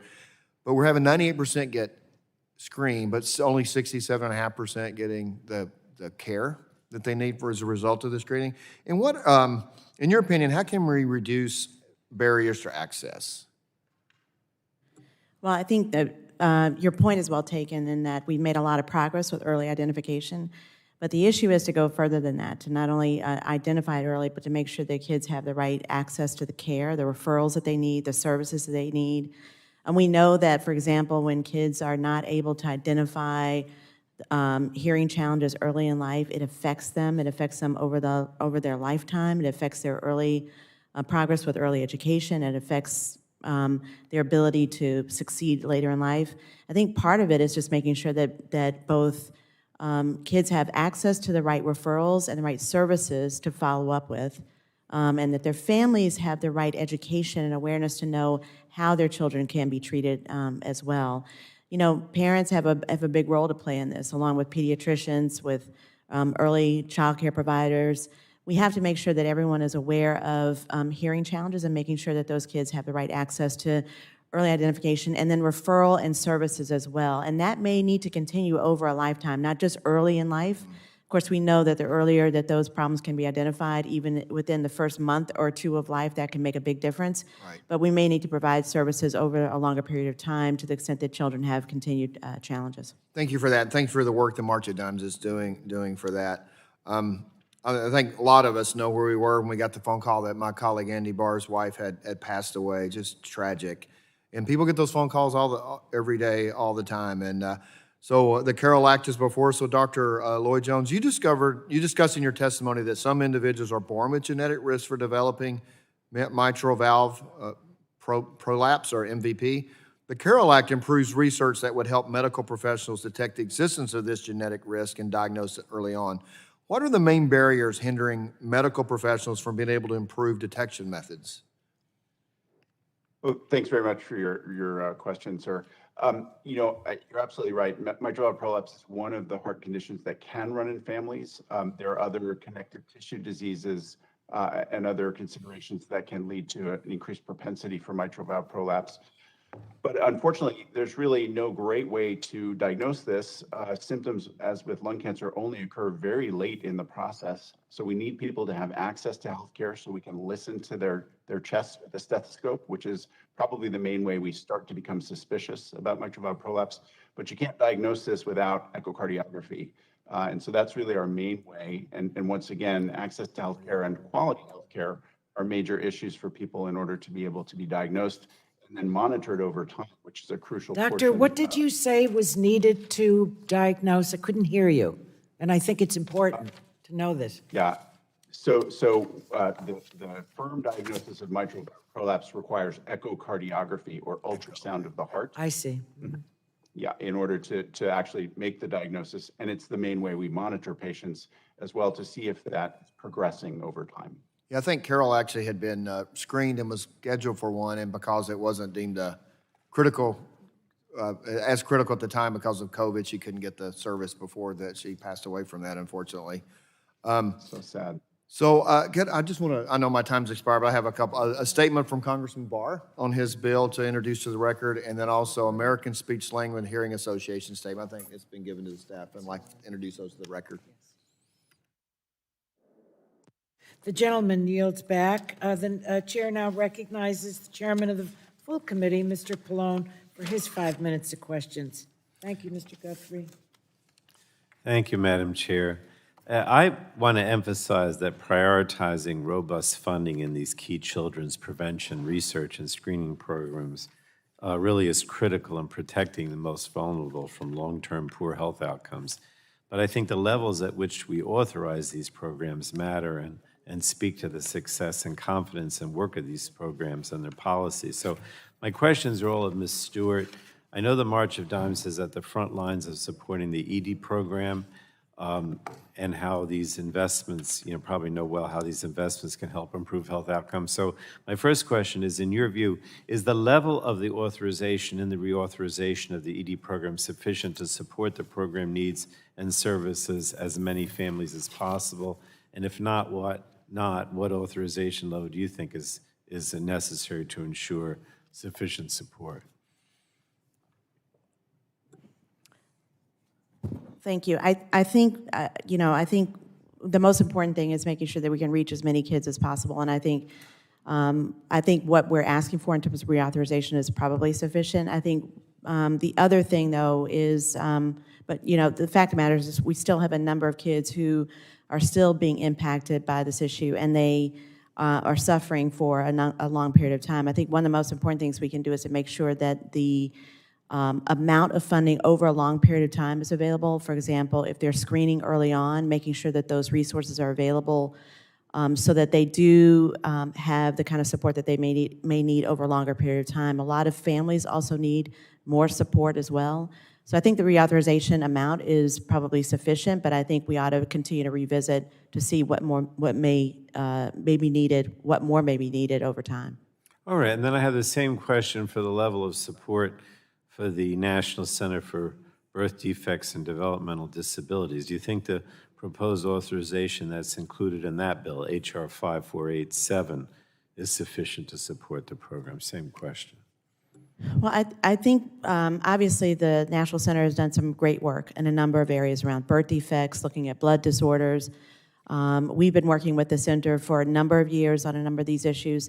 I think one of the things that we have to better understand, for example, during COVID-19 is what is the effect that is having on families and on children today. So one of the things that we don't know right now is what more will we learn over time that we might need to invest more in later on. For example, what is the long-term effect of babies that may have been affected by COVID? What are their long-term effects that children may be affected by that we still don't understand today? So I think we need to, again, look at refunding where we are today, but be prepared that we may need to put more money into this, into the center going forward. No, and I agree with you, but I mean, as far as the bill, you're okay with it at this point? You think We it's are. adequate? We are for what's being requested. Because I wanted to ask you one more question about health inequities. These health inequities were brought to light as a result of the pandemic, even more so. And many of those on the front lines of intervention and screening programs have been raising these issues for years. But do you see health inequities as a concern in early intervention and screening programs such as ED? And should this committee consider more detailed guidance encouraging the expansion of work in this program to address disparities in follow-up services among racial or ethnic minorities or other medically underserved populations? My last question. So, Congressman, in just about every one of the issues that I've addressed today, starting from the broadest level of maternal and infant health all the way down to issues around lead poisoning or around other issues, generally around health inequity, this country faces those challenges across the board.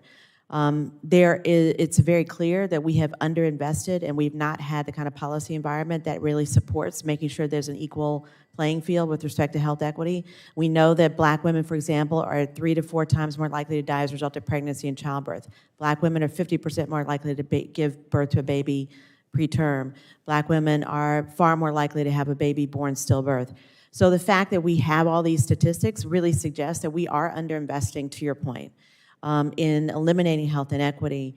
But it's going to have to be a much more comprehensive approach.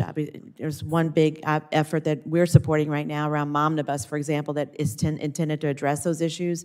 But even in some of the issues that we're dealing with today, it's an issue that we have to continue to focus on because the health inequities are there, and we have historically underinvested in all of these areas. I appreciate that. And let me just say, we are still pushing very hard for the Momnibus in yes. the reconciliation. Appreciate that. Thank you. Thank you. Thank you, Madam Chair. Certainly. And Mr. Chairman, can you give our witnesses, especially the parents that are here, some indication when you think we can bring these bills to the full committee and then to the floor? He's going to kill me for doing Well, this. as you know, But I want you to leave as with a the lot of hope in your hearts. As the chairwoman knows, we wouldn't be having this legislative hearing today if we weren't trying to move these bills soon, believe me. So, I mean, the answer is yes, that I'm not sure I know exactly what she asked me, but the answer is yes. We want to move these bills soon. Thank you. Okay. I just have to rush to another meeting. I apologize. Well, I just wanted to get you before you left. How's that? Thank you, Mr. Chairman. Okay, now I'm pleased to recognize the gentlewoman who is the ranking member of the full committee, Congresswoman Cathy McMorris Rodgers, for your 5 minutes of questions. Thank you, Madam Chair. And to all our witnesses, I just want to thank you for joining us today. We've heard some really compelling, powerful testimony. Mr. Nolan, on behalf of Catherine's Law, it's good to see you, and thank you for sharing her story again. And to Mrs. Miller, I remember when Gabriella Miller Act was first passed, and just appreciate everyone for being here and advocating for so many others. And certainly Carol Barr's death was so untimely and hit us all really hard. And I appreciate the work that's being done to help others that may face similar situations. I've been very clear about my concerns with big tech, and I'm troubled by big tech censorship of conservatives and anyone that seems to disagree with liberal ideology. I believe that free speech is fundamental to our great nation. We need to cherish it, defend it, not attack it. I'm also very concerned about the harm that big tech is doing to our children. And we've seen it recently again with Instagram, but they're not alone. The same applies to TikTok, YouTube, Snapchat, any platform that profits from keeping our children online as much as possible. And that's why the Energy and Commerce Republicans are committed to leading this fight against big tech. And in fact, in July, every Republican on this committee rolled out a bill as a part of a larger package to address censorship and provide protection for our kids. Dr. Rodgers, I've been calling on big tech to be more transparent about the impact that their products are having on children's mental health. And studies have shown that even passively consuming content is harmful. And yet these companies continue to design their products to increase this passive consumption. I just wanted to start by asking you, what advice do you give to parents as they consider their children's own use of social media?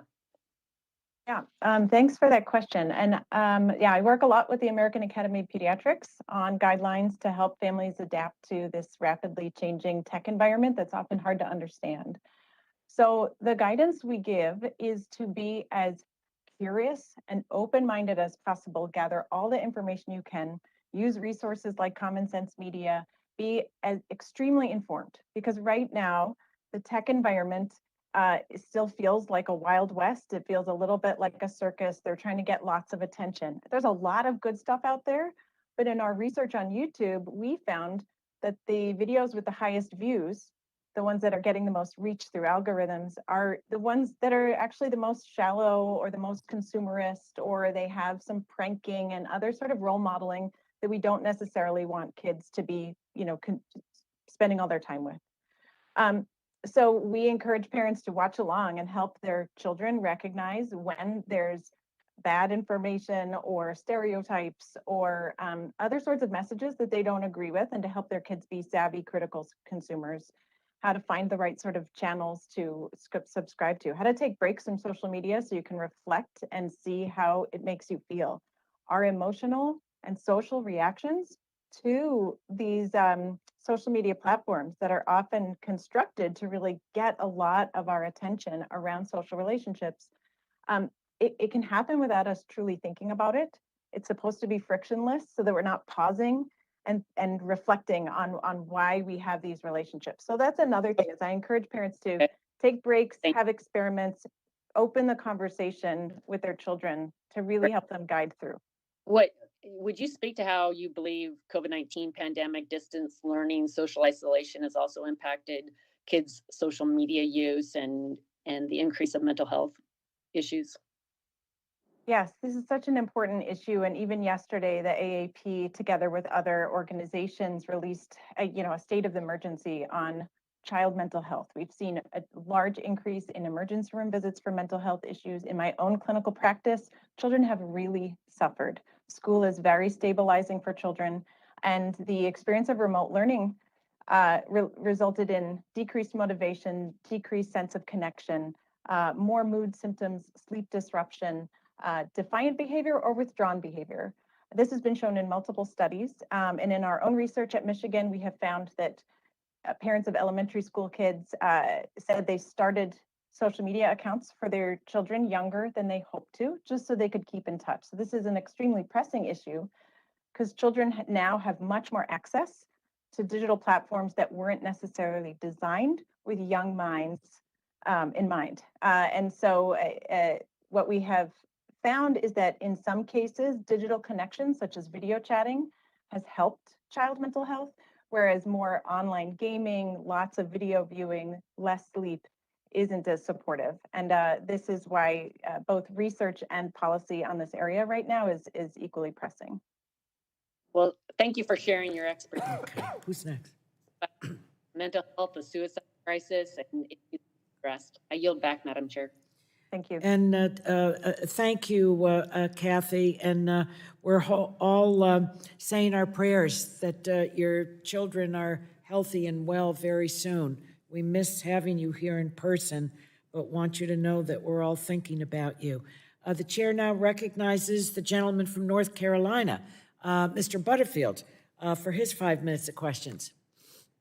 Thank you, Madam Chair. Let me first say good afternoon to all of my colleagues, and thank you, Madam Chair, for convening this very important hearing. And thank you to the witnesses. I've listened to all of your powerful testimonies, and just thank you for coming forward today and giving us the benefit of this information. Let me address my comment and my question to Ms. Stewart. Ms. Stewart, in your opening remarks, you mentioned how critical SETNet at the National Center for Birth Defects and Developmental Disabilities is to protect vulnerable mothers and babies. Can you expand more on this program's importance, both the reauthorization of the center as well as increased and sustained funding? Thank you, Congressman. And I did mention about SetNet, and I just want to say a couple more things about it. What SetNet is really an innovative data collection system that links maternal exposures during pregnancy to health outcomes for babies. What we found, especially during the Zika outbreak, is that SetNet came in as a very useful system that allowed us to leverage existing data sources, enabling CDC and health departments to detect new and emerging health threats, to understand that health threat. We also know that in fiscal year 21, SetNet has provided support to 29 state, local, and territorial health departments to monitor impact on pregnant individuals and babies' exposure to Zika, to syphilis, to COVID-19. So what we know is that when we have better data collection, we can monitor these kinds of outbreaks more successfully, and we can create the right interventions. The most important thing, though, is that SetNet in fiscal year 21 was funded at $10 million. The House proposed increasing funding to, by another $5 million, but we still think that that's woefully inadequate to really get to the high-quality data collection system that we need. We've actually recommended that SetNet be funded at $100 million. And what we know is, especially as we're still dealing with the pandemic, the lack of data to really understand the impact and what's going on with pregnant women, and with children is affecting our ability to serve them and keep them healthy. So we would ask for that to be certainly reconsidered. And that goes back to the earlier question as well. Let's just drill down, if we can, on data collection. I believe that data collection is just critically important for making a positive impact on maternal and child health outcomes. You may know that 2 weeks ago, the Communications and Technology Subcommittee held a hearing on my bill, which is referred to as H.R. 1218, the Data Mapping to Save Moms Act of 2021. The bill would require the FCC to map areas of the country that have both high rates of negative maternal health outcomes and gaps in internet service. It would also require the GAO to issue a report on the effectiveness of internet connectivity in reducing maternal morbidity rates. Can you now discuss how broadband and telehealth access will intersect with maternal and infant health? Yes, and we are a proud supporter of the March of Dimes of the Data Mapping to Save Lives Act. We also saw during the pandemic how many pregnant women, for example, went without prenatal care because they were too concerned about getting out to their healthcare provider to seek care. We also know, for example, in this country, we have half of all the counties in this country lack basic access to obstetric care. And so if we don't have the ability for women to seek care through other means, especially through technology, through digital tools, we're still going to be leaving too many women without the care that they need, especially in rural areas. So this Data Mapping to Save Lives Act is really important to bridge the gap, to make sure we have technology available for women who may not be able to seek services close to where they live. And we would also want to make sure, and we support the provision that the GAO provide a report on the effectiveness of internet connectivity in reducing maternal morbidity rates as well. So thank you for your leadership on that. And thank you for including those comments in the record. That's very important, and we're going to act accordingly. Madam Chair, before yielding back, let me just ask that we consider additional legislative hearings. I encourage the subcommittee to take up the Bill H.R. 2356, the Better Wound Care at Home Act, which I jointly introduced with Congressman Mark Wayne Mullen. This bipartisan bill will help patients with chronic wounds stay healthy in their homes and avoid future complications, particularly for patients of color who are at higher risk for infection, hospitalization, and limb loss. I thank the chair for listening. I thank you for your consideration. Thank you for your friendship. And at this time, I yield back the balance of my time. You are such a gentleman, Mr. Butterfield, and a friend to all of us. Truth be told, I would have a hearing every single day of the week. I really would. So I think you need to nudge a little bit at the top of our committee. I certainly will. There are so many bills pending. This subcommittee is really the workhorse of Energy and Commerce in terms of subcommittees. We have some 700 bills, over 700 bills that have been referred to us, but it doesn't mean that we've taken them up. So I'm all for a crowded calendar. How's that? and I'd love to take your bill up. So let's talk some more about it. Talk to Mr. Pallone, and I would like more hearing dates for the rest of the fall so that we can really put the pedal to the metal and move a lot more legislation. A lot of good bills, a lot of good ideas, worthy ideas that are going to help people in our country. So thank you, Mr. Butterfield. Next, it's a pleasure to recognize the gentleman from Michigan. He is indeed a gentleman, and he's the former chairman of the Energy and Commerce Committee. Mr. Upton, for your 5 minutes of questions. Well, thank you, Madam Chair. And Ms. Miller, it is nice to see you again. As I recall, I managed the time on the House floor debate with you and your daughter in the gallery a number of years ago, and was glad to shepherd that bill through and get it signed into law. And I've asked the co-sponsor the bill that you referenced today, H.R.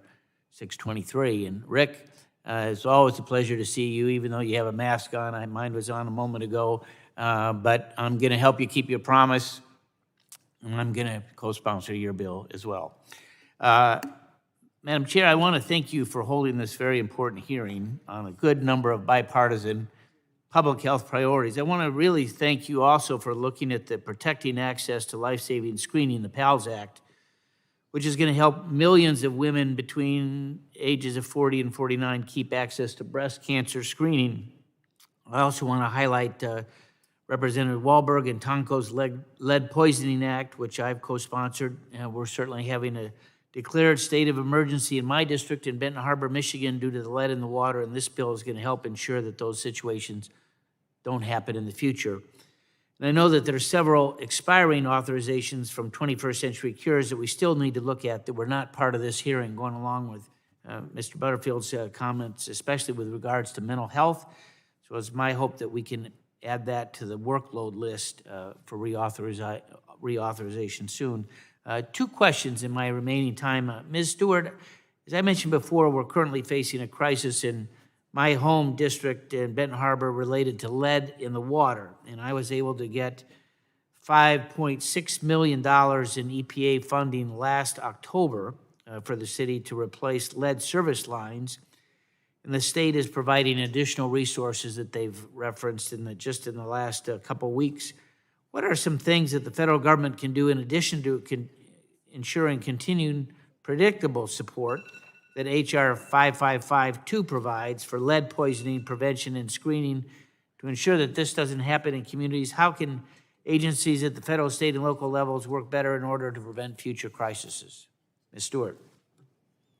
Thank you, Mr. Congressman, and I acknowledge that you've in Benton Harbor been experiencing and seen it up close and personal the devastation that has been created in Benton Harbor. I had a chance to visit Benton Harbor when I was a student at University of Michigan.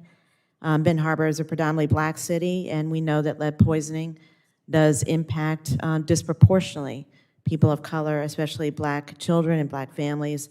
And what's going on in Benton Harbor is simply a disaster, and it's a man-made disaster. And so, if we're prepared to deal with man-made disasters in other areas, we certainly should deal with it in this area, because lead poisoning has such a devastating effect on the health of families, on the health of children. One of the things that the Lead Poisoning Prevention Act does do is it reconstitutes this advisory committee at the CDC that for years supported CDC's childhood lead poisoning prevention program. It would allow there to be expansion of resources for grants, for support, for relief and recovery, especially in at-risk communities. We think that for a lot of states that are struggling with some of these issues, and we think it goes beyond just Michigan and Benton Harbor, that states need more support and financial support in dealing with these kinds of crises. And it's not only in terms of prevention, but it's also in dealing with the effects of lead poisoning as they exist today. So there have to be more resources paid to the attention to make sure that we can address those children, especially that have been impacted by lead poisoning. But again, to your point, also preventing it and putting more resources into the issue in places like Benton Harbor and more. Yeah, we had some promising news just yesterday. The governor was there, Lieutenant Governor was there last week, and they've announced that they're going to replace all of the lines, hopefully within 18 months. And I know in what we call the BIF, the bipartisan infrastructure bill that did pass the Senate 69-30 back in August, it includes $15 billion for lead lines in that as well. Dr. Du Bois, can you speak to how the U.S. Preventative Services Task Force screening guidelines are tied to insurance coverage and copays? Isn't it true that any screening decisions, breast cancer, lung, any other preventive screening decisions that don't receive that A or B grade is no longer guaranteed coverage with a copay? Can you hear me? I can. Yeah, that is correct. If it's not an A or B by the task force, then it is not automatically covered by insurance coverage. Although many societies and other bodies do recommend screening starting at age 40, and so that there's a lot of that going on. And I think this bill actually helps support funding for those services. Most people in the cancer field and other individuals in this area definitely feel that screening needs to begin at 40 for women for breast cancer. Thank you. I yield back. Thank you, Madam Chair. Gentleman yields back. Pleased to recognize the gentlewoman from California, Ms. Matsui, for your 5 minutes of questions. Thank you very much, Madam Chair, for the recognition. And I want to thank all the witnesses for joining us today. You have been absolutely outstanding, and I really especially want to say thank you to my former colleague, Rick Nolan, for sharing your story. It's what a wonderful way to really honor Catherine in the sense that you are doing her work as far as trying to ensure that no one else goes through what she has gone through. So thank you, Rick. I want to talk about the early hearing detection and intervention, the EDDI program, which is proven key to improving public health for children and families. Before the program began 2 decades ago, less than 10% of infants were screened for hearing loss. And today, thanks to successful EDDI programs, the screening rate is 98%. But I am really concerned that all infants with hearing loss are not receiving the necessary follow-up treatment they need in a timely manner. So further, too many of our children who have been identified as deaf or hard of hearing are still facing disparities in access to care. Early childhood is, as we know, a crucial period for language acquisition, and it is critical that we equip healthcare providers and parents with the knowledge and tools they need to make timely decisions about hearing services and supports for their children. Now, with these goals in mind, I recently joined Ranking Member Guthrie in introducing legislation that will reauthorize this program.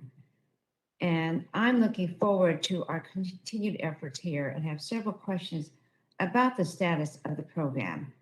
Ms. Stewart, it is important for the CDC to improve their hearing loss surveillance, research, and connection follow-up services. Could you explain what role CDC plays in ensuring newborns screened through this program can access the follow-up services that they need? Well, thank you, Congresswoman. As we talked about, one of the things that's really important in all of this hearing is understanding the importance of early detection, of good data collection, and that extends to a lot of issues, including the issues around early hearing and detection. And we are doing a much better job, as we've talked about. When we look back in 1999, according to NIH, when prior to the establishment of this federal universal newborn infant hearing screening program, we were only screening less than 10% of newborns. We're now screening 98% of newborns. But what we also know, according to the CDC, in the school year, and these are older numbers, but from the school year of 99 to 2000, the total cost of special education programs for children who were deaf or hard of hearing was about $652 million. That's about $11,000 per child, but the lifetime educational cost for a child who's deaf or hard of hearing is estimated at $115,000 per child. So the costs that go into monitoring kids early in life isn't just screening them in the first month of life, which is what the recommendation is, that babies should be screened at 1 month. It's also making sure that there's funding and we're tracking the progress of children over their lifetime education, for their lifetime educational needs. And we would hope that the CDC would play a vital role in making sure that we can track that, as long as with what other lifelong health challenges or other issues that children may experience. Ms. Stewart, would you agree that the increase in CDD funding in this bill is key to expanding these activities? I would agree with that for sure. Okay, Thank you very much. I was deeply disturbed as others about the Facebook testimony by the whistleblower, Frances Hogan, and about young users in particular who leading young users to anorexia content. I've long been concerned about the mental health impact of eating disorders on young people, especially young girls. In 2015, as the ENC lead of the Anna-Weston Act, I was proud to support passage of this important legislation, which increased education and resources for those suffering with eating disorders.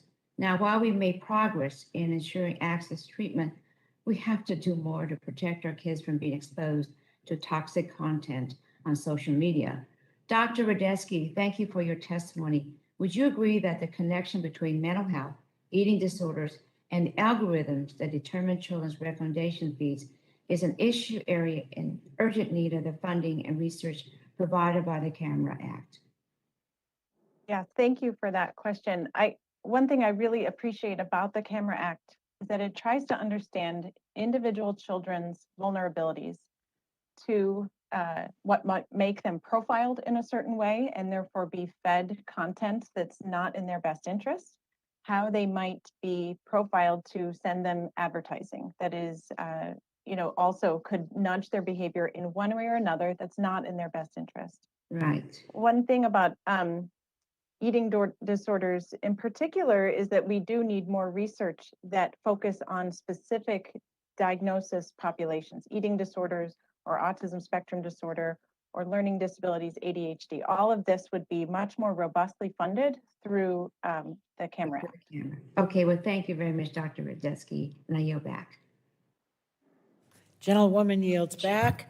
Pleasure to recognize the gentleman from Virginia, my friend, Mr. Griffith, for your 5 minutes of questions. Thank you very much, Madam Chair. I do appreciate it. I'm going to go a little off subject because we have the stillbirth bill, which I think is a good bill. A lot of these bills are. But it came to my attention a couple of years ago, as often happens with us in our profession. I was at a county fair and a lady brought a situation to me that I think we need to work on. It's not our committee, so we can't do anything about it, but it deals with stillbirth situations. And many states, including Virginia, in fact, there was a somewhat notorious prosecution of a lady who had a stillbirth, and Virginia law, because she just put the baby in the trash can.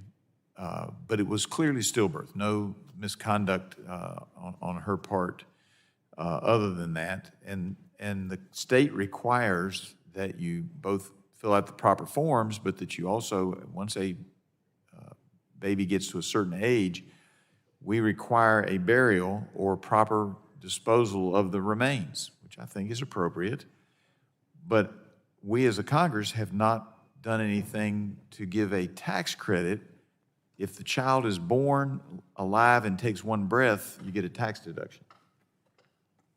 You have all the same expenses. And in fact, what was brought to me at the county fair was a young lady who didn't know her baby had died and went in on the due date only to discover that the baby had died.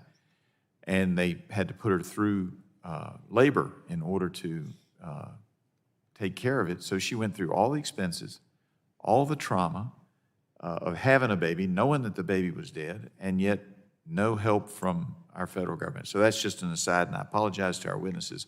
I think it's important. I'm going to take another aside and go to you, Congressman Nolan, and I want Dr. Lloyd Jones to listen as well.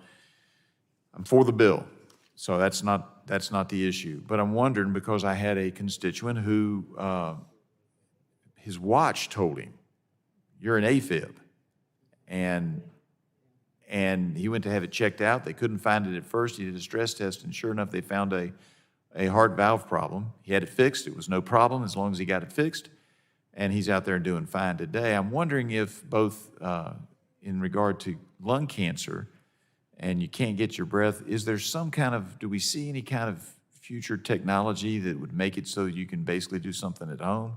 Your watch isn't going to tell you you're having a breathing problem, I don't think. But I'm just wondering if you know of any new technologies coming along. I'm for the screenings. I think that makes sense. But I'm just wondering if there's any other technologies that you're aware of that you might be able to do something at home to get an earlier screening as well. Thank you, Congressman. That's a very good question. I think it's reasonable to understand why that early free screening wasn't initially given to the victims of lung cancer who were non-smokers, of whom there are many, because all that was available was a chest X-ray, and that was not very good. And it caused too many false positives and false negatives. But over the years since that time, low-dose CT scans have been developed that are very, very good, and as good or equal to the screening techniques made available for other cancers.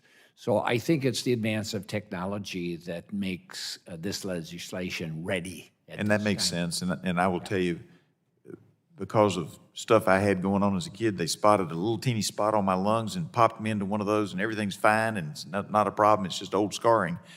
But that's what they were looking for. But you shouldn't have to have a spot caused by having bronchitis 100 times when you were a kid that gets you that screening. And I think that your legislation is well, thank you. Right on. And I might tell you, my daughter was a very physically active and very conscious of her health. And she had started a new business and had kind of backed off a little bit on her daily exercise routines and figured that her lack of breath was because she hadn't been exercising as properly as she should have. And so she doubled down on her exercise, and things didn't get better, they got worse.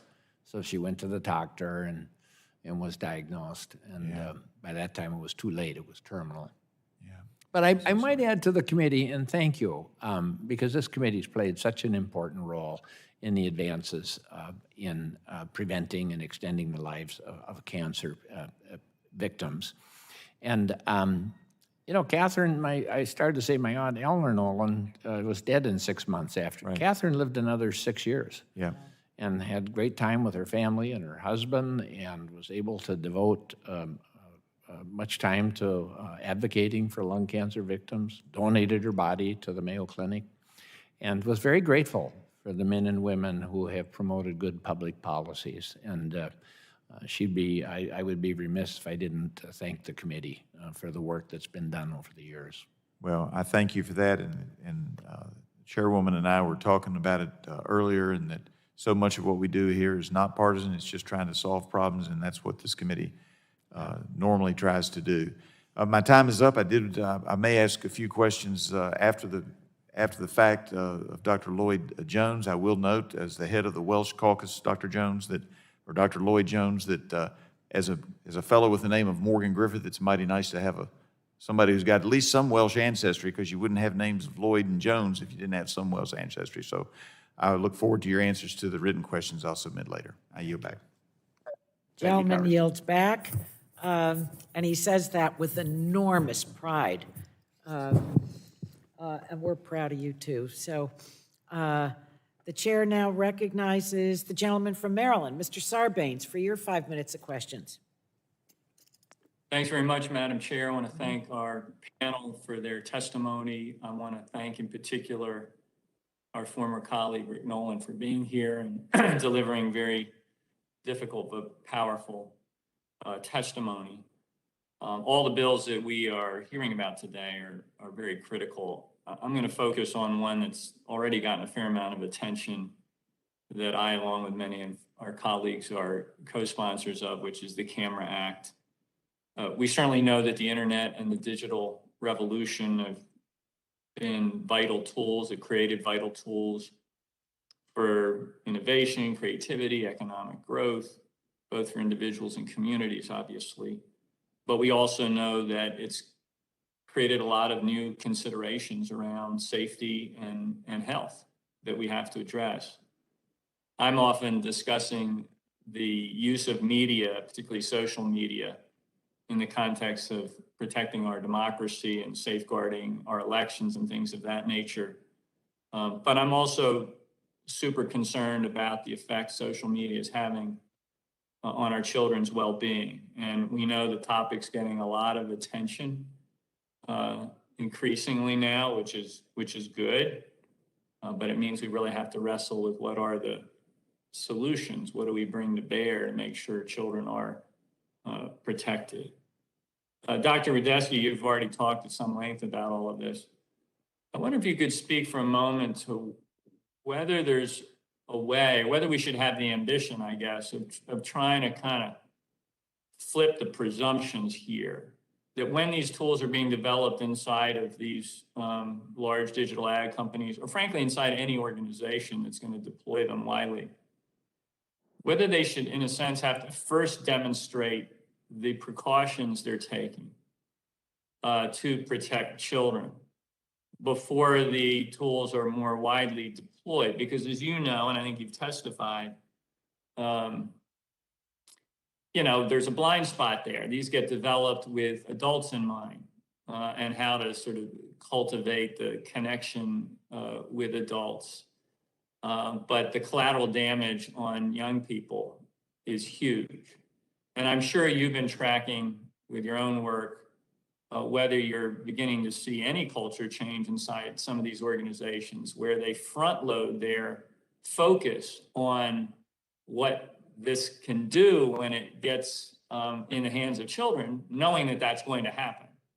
And then in a sense, back out the product line from there instead of it being an afterthought. So if you could speak to that for a couple of minutes, I'd be interested to hear, because I think that could guide the way we design legislation here on the Hill to try to protect young people in this digital age with all its benefits, but as we know, with some severe drawbacks as well. Thank you. That's an excellent question. And I really like the emphasis on children not being an afterthought. Children have such different ways of interacting with digital spaces that it's normal that adult designers wouldn't recognize all those things.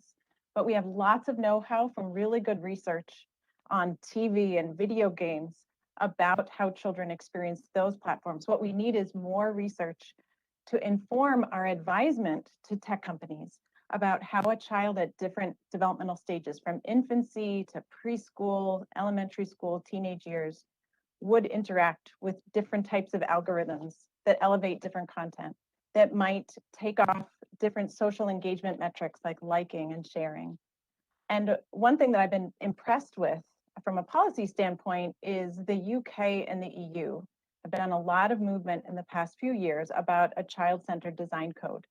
And here in the US, I sit on a steering committee along with other folks like Center for Humane Technology, Common Sense Media, Fair Play, where we are trying to find the same sort of child-centered principles to put children's needs first before products are released. In the EU, they're recommending or debating a child impact assessment before tech is released so that you can have child experts and technologists working together to say, can we anticipate how this might be misused? Can we do some trial runs to see what are the metrics that show children are really benefiting from this? It's giving them new ideas, not sucking away their time. Thanks. That's really helpful. That's exactly the answer I was looking for. And I like this concept of a child-centered design code and sort of making sure before the broader rollout happens that assessment's being done. And we can learn from what our peer nations are doing around the world, absolutely, in this space. Thank you very much, Madam Chair. I yield back. Thank you, Mr. Sarbanes. The chair is now pleased to recognize the gentleman from Florida, Mr. Bilirakis, for your 5 minutes of questions.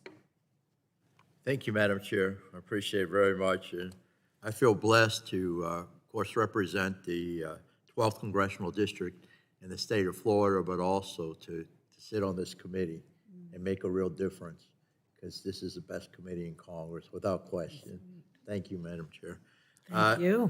Again, I was particularly glad to see the bill I co-lead with my friend, Representative Cardenas, the Oral Health Literacy and Awareness Act, included on today's docket. So thank you again for that, Madam Chair, and the ranking member as well. This bipartisan bill would direct HRSA to develop and test oral health literacy strategies capable of reaching across vulnerable populations to provide oral disease prevention education through a 5-year oral health literacy campaign.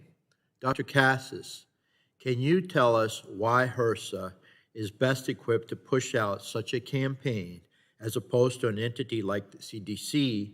And can you explain why establishing evidence-based strategies as outlined in this bill are important to ensure the agency is reaching our communities effectively? Certainly, I would be happy to respond to that. And forgive me, you know, I'm from West Virginia. We don't talk real fast here, unlike some of my distinguished colleagues on the committee and witnesses. But to be quite factual, RISA is a much smaller organization than the CDC, and they definitely deal with a lot of facts as opposed to how you guys operate in knowing, is it a good program or not? They can with their small size, we can figure it out real fast whether it's effective or not.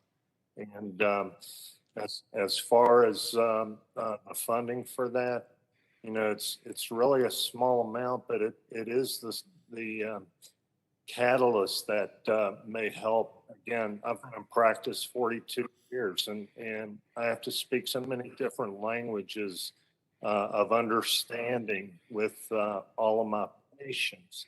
So if there's better ways to get people into the office, then we need that common thread of what works for everybody. Thank you, sir. Next question is for Ms. Miller. I want to thank you for testifying today and highlighting the importance of the Gabriella Miller Kids First Research Act 2.0. I appreciate everything, which I'm proud to be a co-sponsor, the Republican lead. I'm glad to see many other members joining in support of this, of course, very important legislation named after your late daughter. May her memory be eternal, and remain hopeful we can continue to move this forward through the legislative process. We know that all pediatric cancers are considered rare, but that's not a rare problem, as you know. And as co-chair of the Rare Disease Caucus, we need to ensure we are directing much-needed research funding and attention for these most vulnerable patients.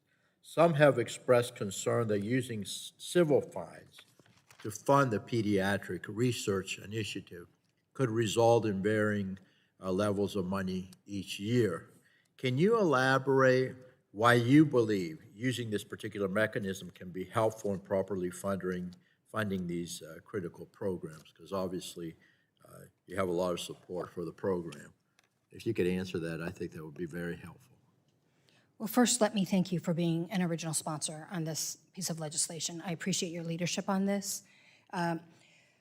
As you stated, the funding for childhood cancer and childhood disease is desperately needing an infusion. The childhood cancer gets approximately 4% of the NCI budget. And what's so fantastic about this piece of legislation is the unique funding source does not require our elected officials to appropriate the other 96%. It could stay as is. It supplements what we already have. And what's also fantastic about it is that it will be a never-ending source until such time as we have no longer a need for that. And right now, there's such a desperate need. So this source of funding is unique and innovative and will truly move the bar forward. Thank you for asking. All right, very good. Sounds great. I'll yield back, Madam Chair. Thank you. Thank the gentleman. The chair now is happy to recognize the gentleman from Vermont, Mr. Welch, for his 5 minutes of questions. Thank you very much. You are. You know, it's always good to see Mr. Nolan. I mean, most of the time. And it's always good to see Ms. Miller. Such fond memories of us working together with Eric Cantor to pass the first bill. But I do want to say sincerely to both of you, it's so refreshing in this world that's so filled with strife, and then oftentimes with personal pain and personal loss, to have before us two people who've turned that loss, that pain into progress. in benefit for other people. That's inspiring for all of us. So, Rick, I want to thank you, and Gabrielle, I want to thank you so much on behalf of your daughter, Gabriella. And I see your husband's here too, and I have fond memories of the bill signing. We went down with Eric Cantor, and President Obama signed it, and even as that was being signed, you were advocating with President Obama for the next step. So thank you very much. Ms. Miller, Marilyn, I want to ask you about the funding source, because that was the whole issue here. And how is it that, just elaborate a little bit about what the insecurity is of the funding source and why it is that we need to have this Gabriella Biller 2.0. Thanks, Marilyn. Go ahead. Again, as with Congressman Bilirakis, let me thank you for your support. And you are an original sponsor of the first piece of legislation. And when I approached you on this one, you just immediately said, count me in. So thank you for that. The original piece of legislation was a dedicated funding amount. We knew that every year that we get it appropriated, it's $12.6 million. This new funding source, we don't have that. We need to wait, obviously, for a penalty to be found. But and Madam Chair asked earlier the amounts of the monies, and I wish that I could answer that with a definite answer, but we don't know how much they could be. It could be, My staff tells me that the total amount of, in terms of penalties that came in that go into the general fund in 2019 was $335.8 million.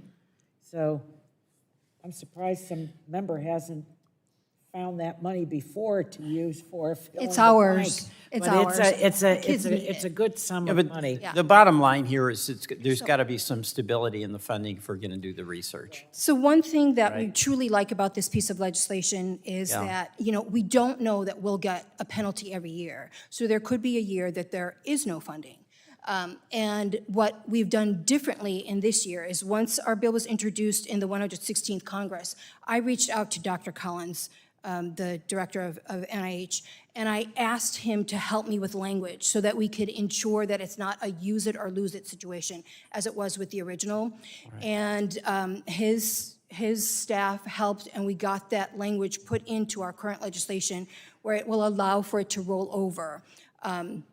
So there will never be a year that will go by that there won't be any monies that are allowed for continued research. Thank you very much. And I want to ask Congressman Nolan, if you were back here, what would you have Congress be doing to assist cancer patients from diagnosis, throughout diagnosis and treatment? For lung cancer, I presume. Yeah, that's right. Well, I'd like to see it become a national priority because it's a national emergency.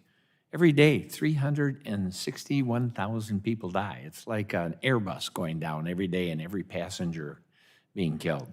Right. And I think, there's some very disparate treatment between lung cancer and the many other cancers. Lung cancer kills more than almost all of them combined. It's been stigmatized because of smoking. Right. And while other cancers are given early detection as a common procedure, lung cancer victims only get it if they're 55 years of age and have smoked 20, 30 packs of cigarettes a day for 20 or 30 years. Right. And it's become epidemic among young women between 20 and 30. And so providing early screening, as well as additional funding for research and prevention, and those I think is the most important thing I think we can do. It will save tens, if not hundreds of thousands of lives by providing that early screening and detection for lung cancer. Thank you very much, and thank you again both for your advocacy. Thank you. Gentleman yields back. Pleasure to recognize Dr. Dunn of Florida for his 5 minutes of questions. Thank you very much, Madam Chair, and Ranking Member Guthrie for hosting this hearing today to consider legislation related to public health. On public health focus over the last 18 months has appropriately been on COVID-19, and we've experienced successes and failures with COVID-19 and should legislate accordingly. We also, however, now have to ensure that Americans are able to get back on track when it comes to maintaining their health and staying up to date with routine healthcare visits. I'm very concerned that the data indicates nearly 10 million screenings for cancer were foregone during the public health emergency so far, which is why I introduced H.R. 5558, the Prostate Cancer Prevention Act. This bill will reauthorize the expired CDC prostate cancer research prevention program. And I want to thank my colleague, Mr. Bobby Rush, who's chair of the Energy Subcommittee, for co-sponsoring this important bill. I witnessed firsthand immense progress in the field of cancer treatment throughout my medical career and continue to be amazed at how far we've come. I'm concerned over the impact of COVID-19, what it has had on the diagnosis, treatment, and outcomes of cancer. An essential aspect of success in the field of cancer is, of course, early and accurate detection of disease. Dr. Dubois, I have a question for you.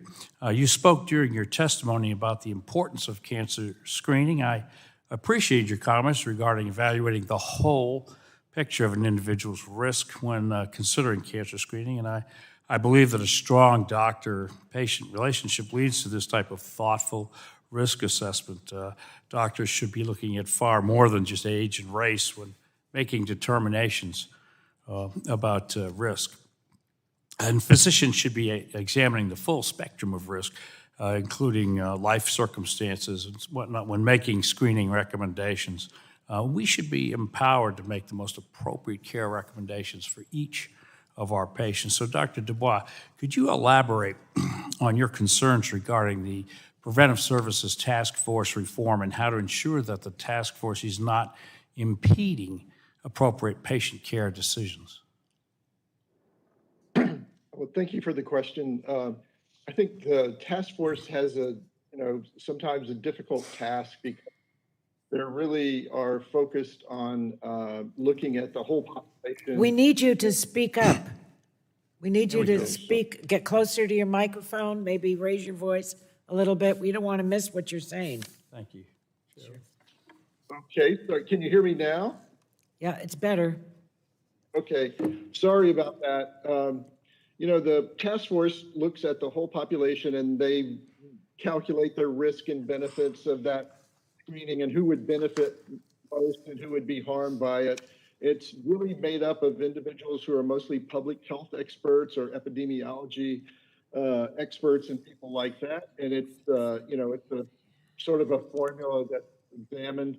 I think you're right in the sense that there are many other exposures and issues related to the hereditary issues. There's environmental exposures. There's secondhand smoke exposures, and a lot of those aren't considered in the calculation. So it's always important for patients to speak with their primary doctor. So our time grows short, Doctor, so I'm just going to jump in with another question to you, and I encourage you, as Chairwoman O'Shue did, to turn up your microphone a little bit because you are soft. So throughout the COVID-19 pandemic, the CDC has repeatedly released inconsistent guidance surrounding masking, testing, immunity, just simple knowledge about it, classroom policies, et cetera. Do you think that inconsistent messaging from public health agencies in general, but specifically regarding COVID-19, harms our federal public health efforts regarding cancer screenings and credibility moving forward? Can you hear me better now? A little. Go ahead. Sorry about that. I'm not sure. The clock's running. Go ahead and answer.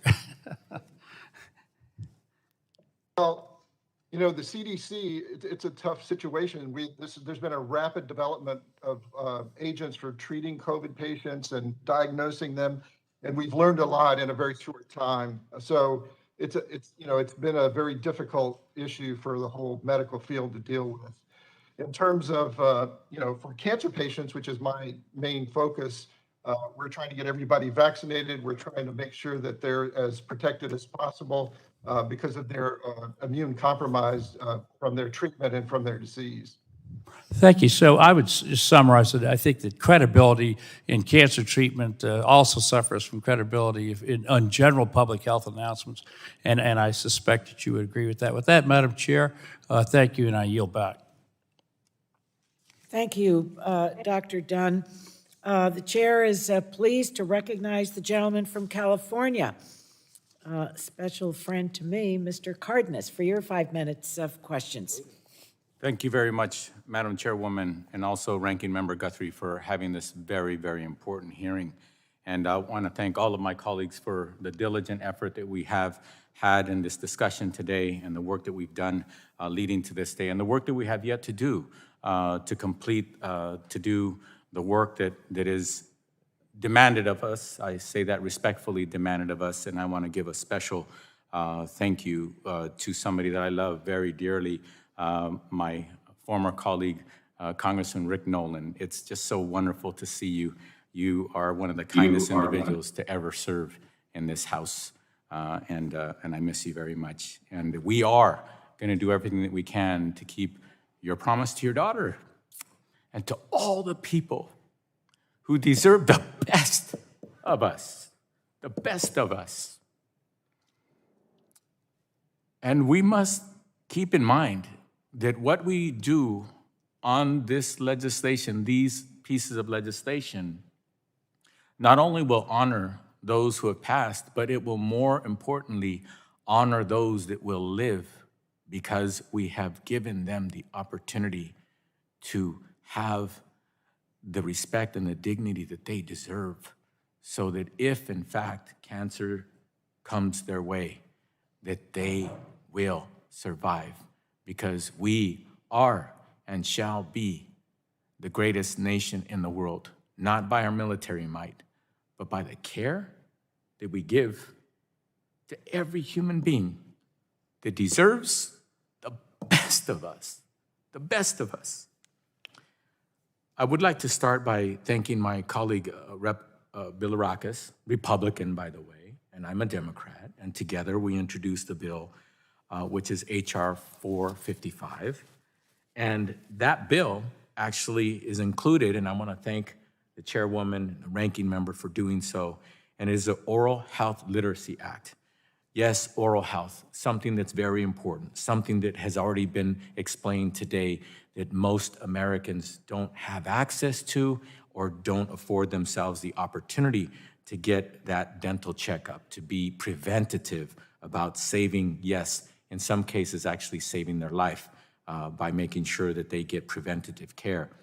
This bipartisan bill will allow U.S. Health Resources and Services Administration, otherwise known as HRSA, to carry out a public education campaign to increase oral health literacy and awareness.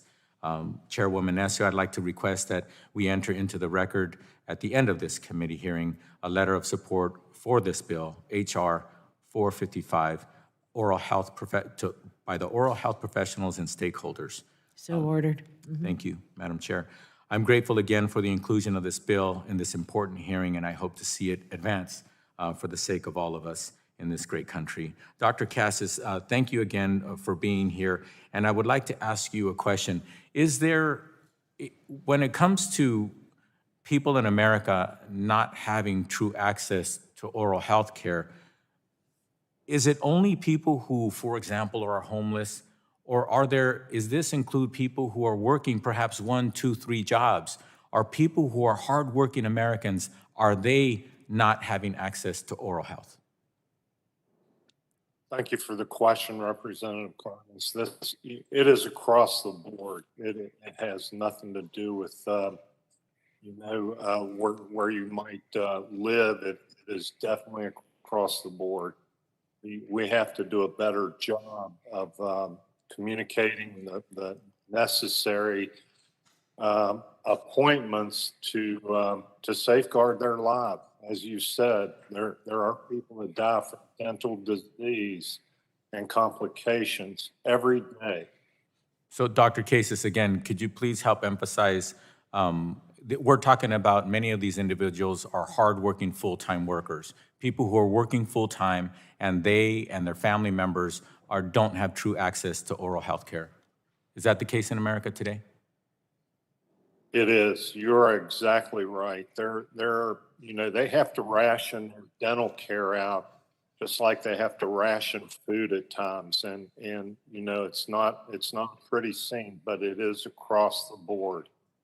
Yes, thank you. I wanted to emphasize that because I think in these hearings, when we talk about helping those who are less fortunate, a lot of people think that we're not talking about you, hardworking Americans. We are definitely talking about you, people who are holding down a full-time job, single moms. We are talking about you. That's who we're fighting for. And I see that my time has expired. Thank you very much, Madam Chairwoman. I yield back. Gentleman yields back. Pleasure to recognize one of the outstanding doctors that is a member of our subcommittee, Dr. Bouchon of Indiana. You're recognized for 5 minutes. Good. Thank you, Madam Chairwoman. And I'm sorry for not being here for a good part of the hearing, but I've read your testimony. Oh, Dr. Bouchon, can I just interrupt for a moment? You can. And I'm not going to, I'm not taking your time away. I've been asked to remind members and witnesses that are not in the hearing room to turn off your mics, mute them, because there's background noise on the live stream. We're not picking it up here, but evidently others are. Okay? Thank you very much. And Dr. Bouchon, you're recognized for 5 minutes. Thank you, Madam Chairwoman. Mr. Dubois, is it Dubois or Dubois? I want to thank you for focusing in on the importance of preventive health and routine screenings, especially for cancer. As a doctor myself, I believe Congress can do better in promoting preventative health. I also agree we need to encourage Americans to screen early and screen often for preventable diseases, especially now that so many are behind in their screenings due to the public health emergency. A growing concern I have regarding routine screenings is our ability to maintain timely access to quality cancer care in all settings. While many facilities are already facing physician shortages across the country, many are also facing the reality of having to scale back staff or even worse, close due to looming reimbursement cuts that they are facing at the start of next year. Coupling the fee schedule cuts with the proposed update to the clinical labor component, some providers I talk to are facing up to 20% in cuts. This is especially true for radiation oncology.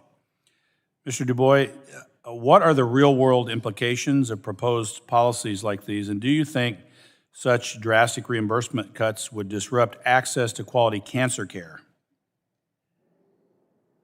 Can you hear me okay now? Yes. Okay. I had to switch my microphone. I'm sorry about that earlier. Well, those cuts are having impacts, and I know exactly what you're talking about. My focus on my testimony today was really on cancer prevention, but those changes in reimbursements for the radiation oncology and other services, will have an adverse impact. I don't know the total extent of that, but clearly we need to keep an eye on that and make sure that, we can continue to support those individuals who are providing that essential care. Thank you very much. And earlier this Congress, I joined my friend and colleague, Congressman Rush, in introducing the PSA Screening for Him Act.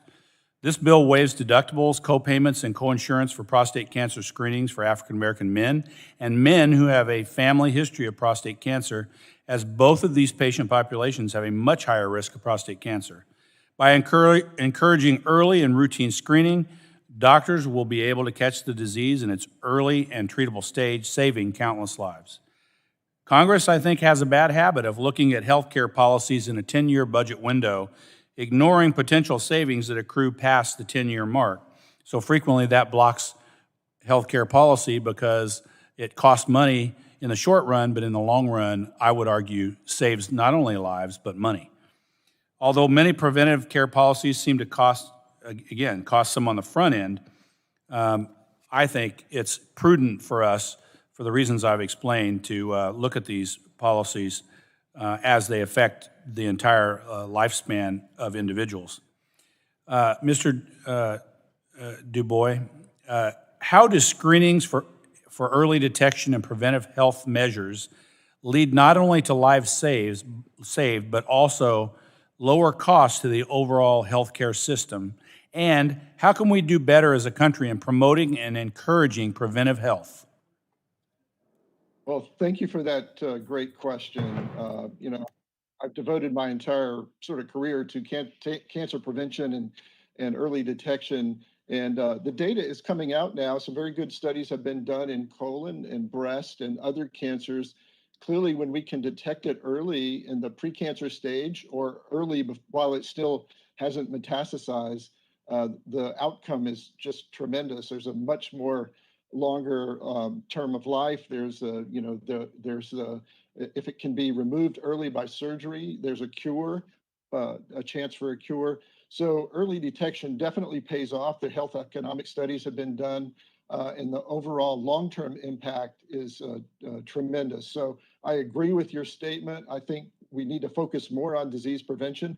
It's something that we do in cardiovascular disease and other diseases, and cancer is something we just can't ignore. Do you think there's things, I mean, obviously paying for preventative or early detection things like that we've started to do a number of years ago for example, breast cancer screening and screening colonoscopy, for example. I mean, are there things we can still do better? Is it primarily just reimbursement, or are there other things the federal government can do more to encourage people to take advantage of preventive evaluations? Well, I mentioned this in my testimony. There's definitely some underserved rural communities who don't have good health coverage and don't have access to this type of screening. And the outcomes are much worse in those populations. It's very clear. One thing that we've been doing here is sending out screening mobile units to these areas so that we can include those populations in that type of early screening. There's some very exciting research that's supported by the NCI that's developed a blood test for pan-cancer testing.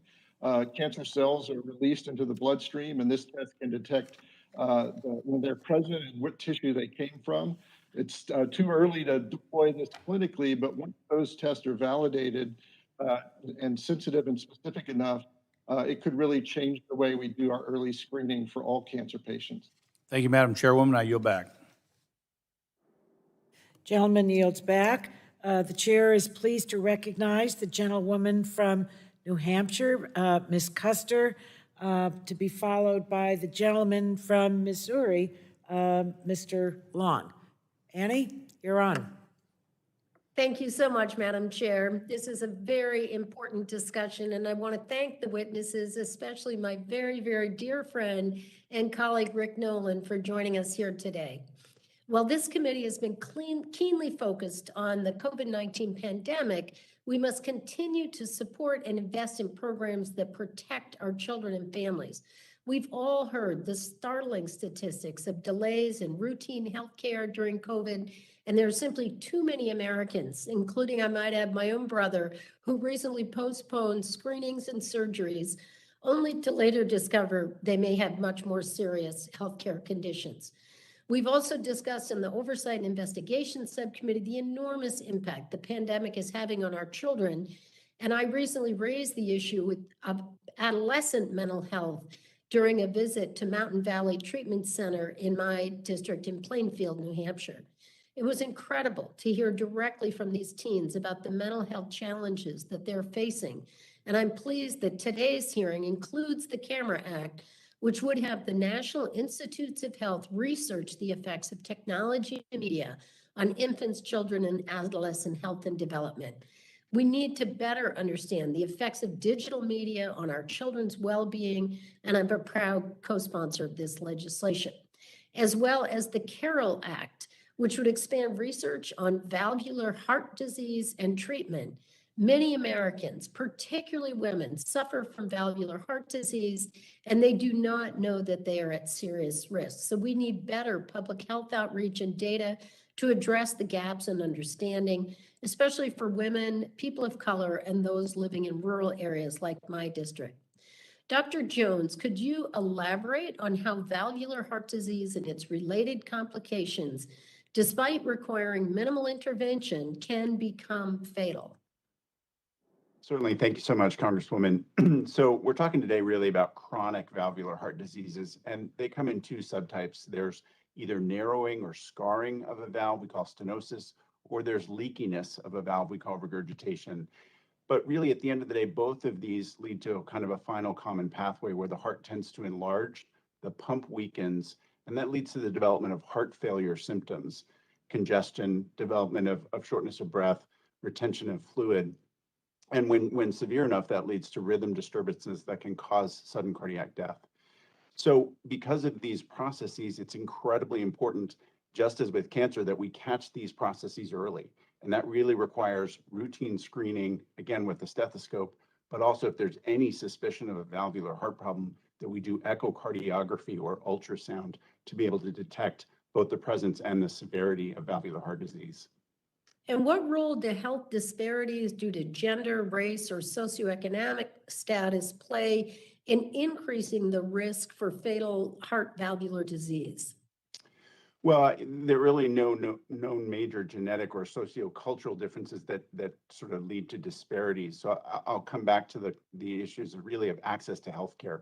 It's really that access problem that means people are getting diagnosed only when they have symptoms after the heart has been damaged too significantly to actually be able to reverse that damage and avoid some of the complications and potentially deaths that are related to it. So much of what drives those disparities is the underlying risk factors for heart disease, high blood pressure, diabetes, cholesterol problems, and smoking. So if we can address those things, those upstream determinants, it will also help with valvular heart disease as well. But of course, there are major health disparities in all of those things as well.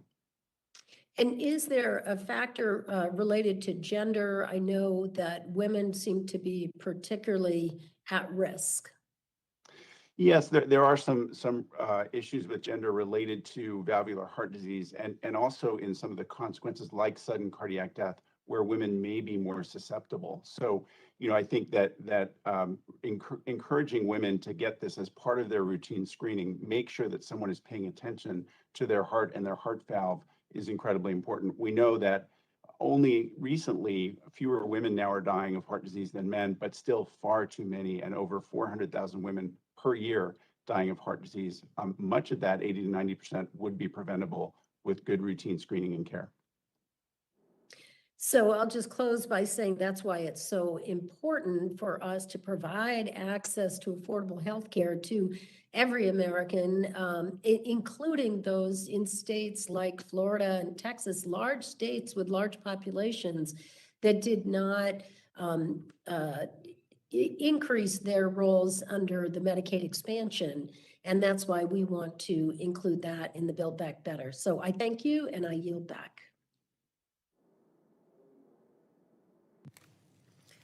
The gentlewoman, let's see.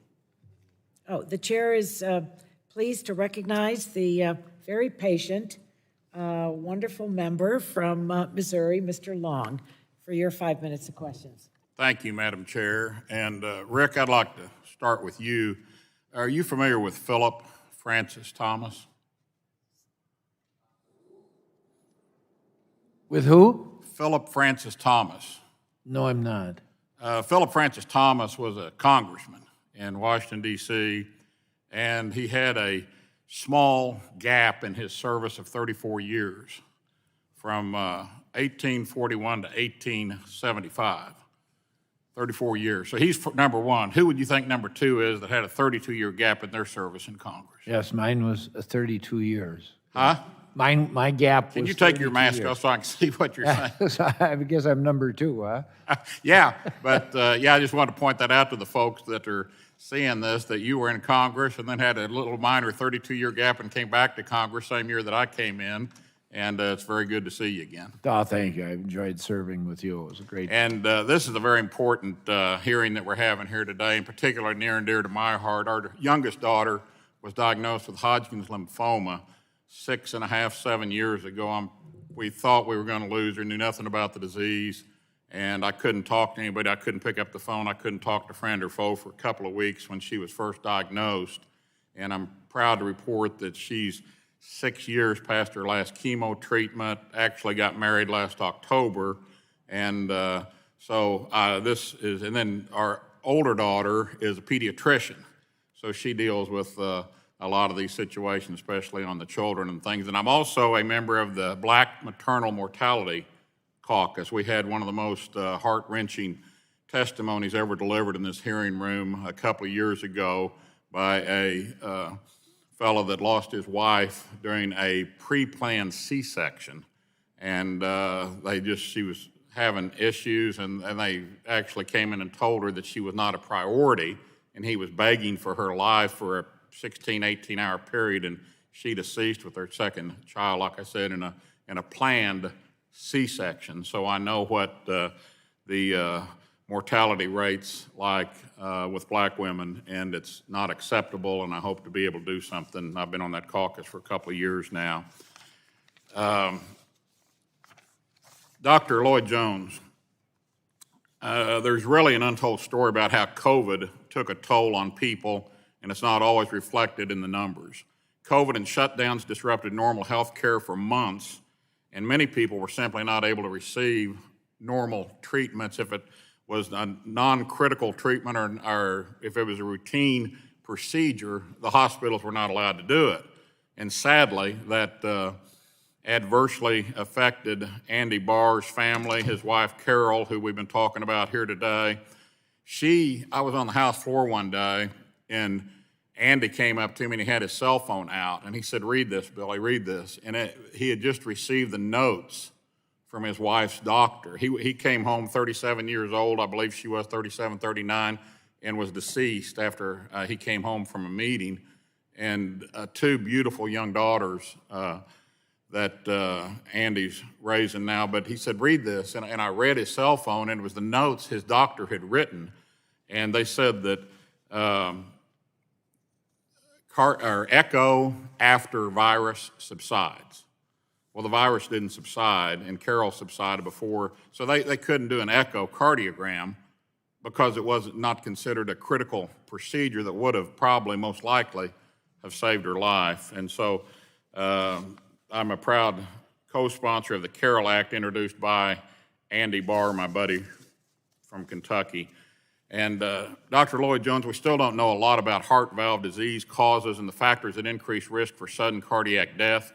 Obviously, that's the reason why this bill is so important. Can you talk about the workshop that this bill creates, what its goals are, and how the findings of the workshop are translated to results at the National Institute of Health and the National Heart, Lung, and Blood Institute?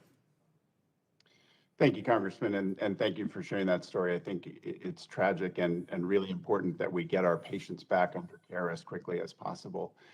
So the NIH uses workshops as very important fact-finding opportunities, and I've been a member of a number of these for the NHLBI, but it's really an opportunity to bring together experts in the field, researchers, even industry and other public-private partners to make sure we understand all aspects of a situation, and that then NHLBI can use, or NIH can use that information to actually design calls for research and grant applications so that we're really targeting the most important aspects of whatever the disease of interest is. In this case, you're absolutely right. We need to know much more about the causes, the reasons for progression, and the link to sudden cardiac death related to valvular heart disease. Okay, thank you. And unfortunately, I'm out of time with all my gift of gab beforehand, so Madam Chair, I yield back. And we enjoy all of it, Mr. Long. You add a great deal of interest to our committee. You really do. The chair is pleased to recognize the gentlewoman from Illinois, Ms. Kelly, for her 5 minutes of questions. Thank you, Chairwoman Eshoo and Ranking Member Guthrie, for holding this important hearing. Today, we are focusing on legislation that impacts a wide range of diseases. While it's important to increase research funding for cancer and other diseases to identify new treatments, we also need to ensure that clinical trials are reflective of racial disparities in disease. According to the Prostate Cancer Foundation, Black men are 75% more likely to develop prostate cancer and more than twice as likely to die of it compared to other racial groups. Yet, according to the The median percentage of Black participants in prostate cancer clinical trials funded in FY 2018 was only 8%. Dr. Du Bois, how can public research funders such as the NIH hold clinical trial sponsors accountable for increasing the diversity in clinical trials? Thank you for that question. Can you hear me okay? Yes. Good. Well, this is a big problem. And one of the things the NIH has done through the NCI is to establish these community oncology outreach efforts where we have community oncology groups that actually do participate in clinical trials. We have 5 of these sites in South Carolina, and we found that if we have those trials available in the communities where most of these people live, there's a much higher likelihood that they're going to participate. And so we've been able to increase the percentage of minorities in many of the trials. And it's really in the outreach efforts that we're doing in those local communities. I think we really need to program because we're also missing out on other community groups where patients just can't get to major urban areas where a lot of those trials are being held. And so I think more support for this program would be wonderful and improve participation from those groups. Thank you. Would there be any benefit to empowering NIH with greater authority to work with clinical trial sponsors to establish clear, measurable diversity goals in the funding application? I think that's a great idea. And, you know, they do look at that in some applications. It's not probably as stringent as it should be, but I think that that's something that could be beefed up. Thank you. We do need to increase accountability to make sure that all clinical trials represent racial and ethnic disparities in diseases. This is why I'm working on a clinical trial diversity bill with my ENC colleagues, Representative Cardenas, Butterfield, and Clark. And we look forward to working with the committee to advance this important issue. Ms. Stewart, good to see you. In your statement, you mentioned the importance of increasing access to prenatal and postpartum care. Can you speak to the role that extending Medicaid postpartum coverage to 1 year can play in reducing racial disparities and maternal health outcomes?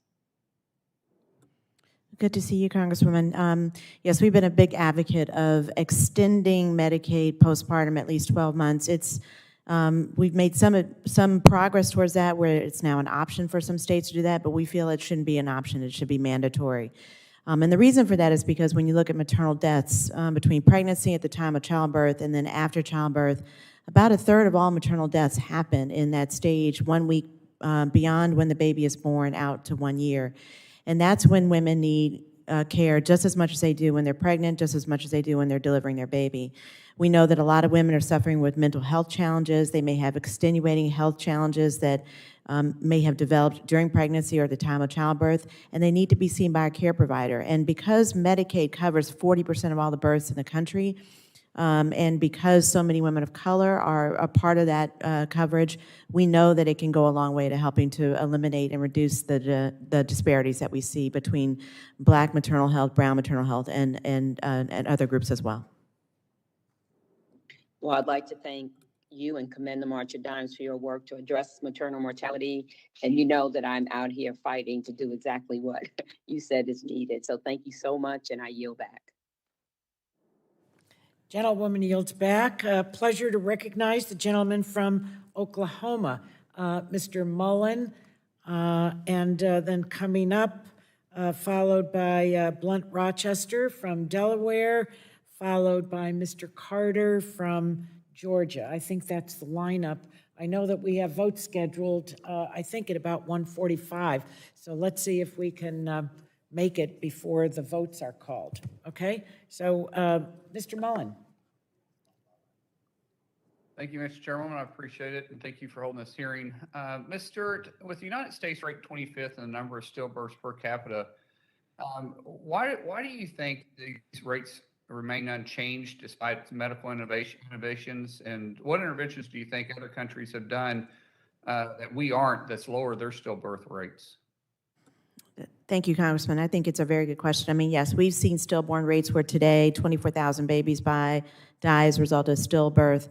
And that rate that number has not really improved. In fact, when you look at other countries, we are ranked 183rd out of 195 countries in terms of reduction of stillbirth rates over the last 2 decades. So we have a lot of work to do. When you look at other countries, they have implemented successfully, for example, in Australia, some impressive care bundles that look at issues around early detection of fetal growth restrictions, smoking cessation, which we actually do focus on a lot in this country, decreased fetal movement, safe sleeping practices for moms, side sleeping practices, making sure that babies are avoiding early C-sections so that they are not born early. You know, one of the things that we have to do is just have a more comprehensive approach to maternal care. And I think a lot of the gaps in our system of care, again, these maternal care deserts that I talked about, the lack of access to care if you don't have insurance or if you just don't even live near a care provider, are all contributing to the high rates of stillbirth. And because we have not made comprehensive improvements of maternal care in this country is also why we have not seen much improvement in stillbirth, even though we've seen increases in NICU care, where we've seen technology and medical care actually extend life of babies in the NICU. We have not seen that same kind of advancement with stillbirth. Thank you. How important is adequate data then to fight this, to fight against stillbirths? Sorry, I just want to make sure how important is adequate. Yeah, when you start looking at data, what do you feel about? I mean, there doesn't seem to be that good of information out there when we start talking about data, and so when we're looking at fighting the stillbirth. I'd almost say a pandemic, but it's not really. But you know, the serious issues we're dealing with there. When we're looking at it, how important is that data? So it's really important. One of the things that we know when a stillbirth occurs is that it may be noted on the death certificate, but that doesn't explain the full reason or all of the underlying issues that may have led to the stillbirth. And in fact, some tests that would determine that actually are made available sometimes weeks after the death certificate is actually filed. And so we haven't been actually collecting all of the best data around stillbirth. And so what the Shine for Autumn Act will hopefully do is to provide more resources so that we can do a much better job of research and data collection to understand first the underlying causes of stillbirth, which we need to do more of that around preterm birth and miscarriage and all of that as well, but also better data collection around stillbirth so we can design better interventions. We saw this same kind of progress that we made with maternal mortality when Congress passed legislation that would allow for maternal mortality review committees. Collecting better data allowed us to identify better underlying causes of maternal death, leading to better interventions. The same needs to be true for stillbirth as well, and that's what we hope the Shine for Autumn Act will do. Well, thank you. Thank you so much because you answered all my other questions while you were answering that question. I really appreciate it. In closing, I just want to second what Mr. Butterfield said earlier. He made a suggestion that we look at the Better Wound Care Act at home and maybe look at doing an upcoming hearing on this. Madam Chair, I would like to say I'd like to second that because it's an important policy that's good for our patients, and hopefully I look forward to advancing this through the committee. With that, I yield back.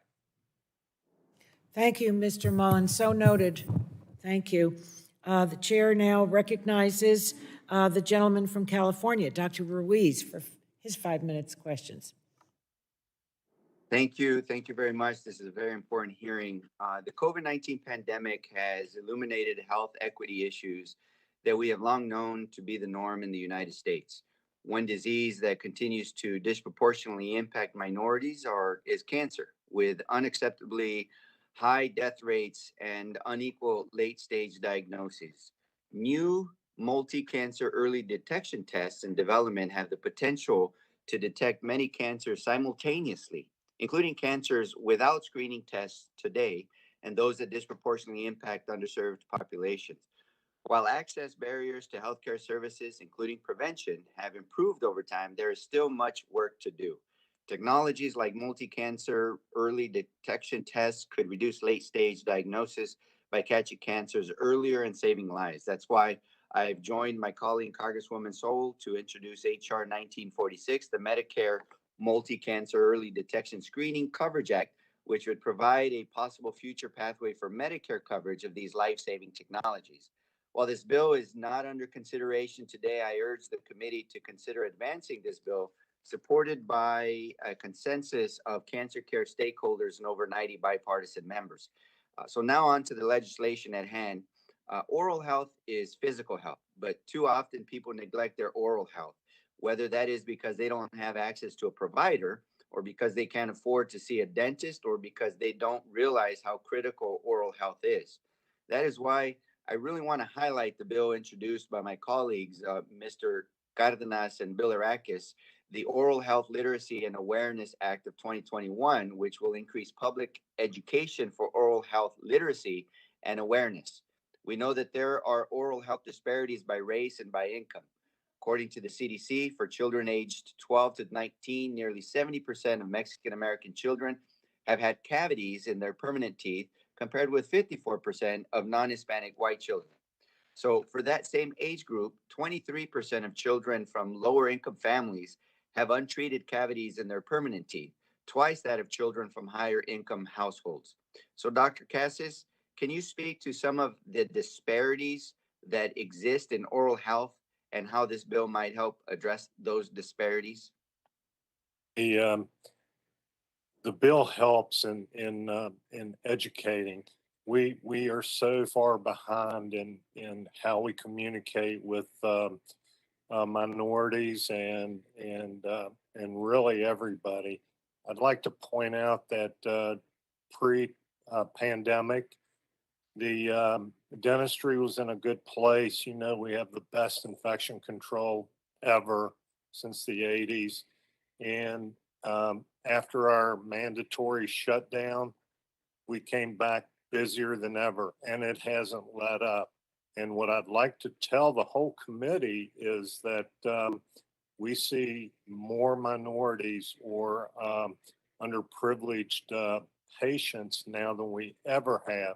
So some of that has come out that, you know, it's safe to go to the dentist. And I would tell you, absolutely, if you're following the OSHA guidelines, we're in a great position for that.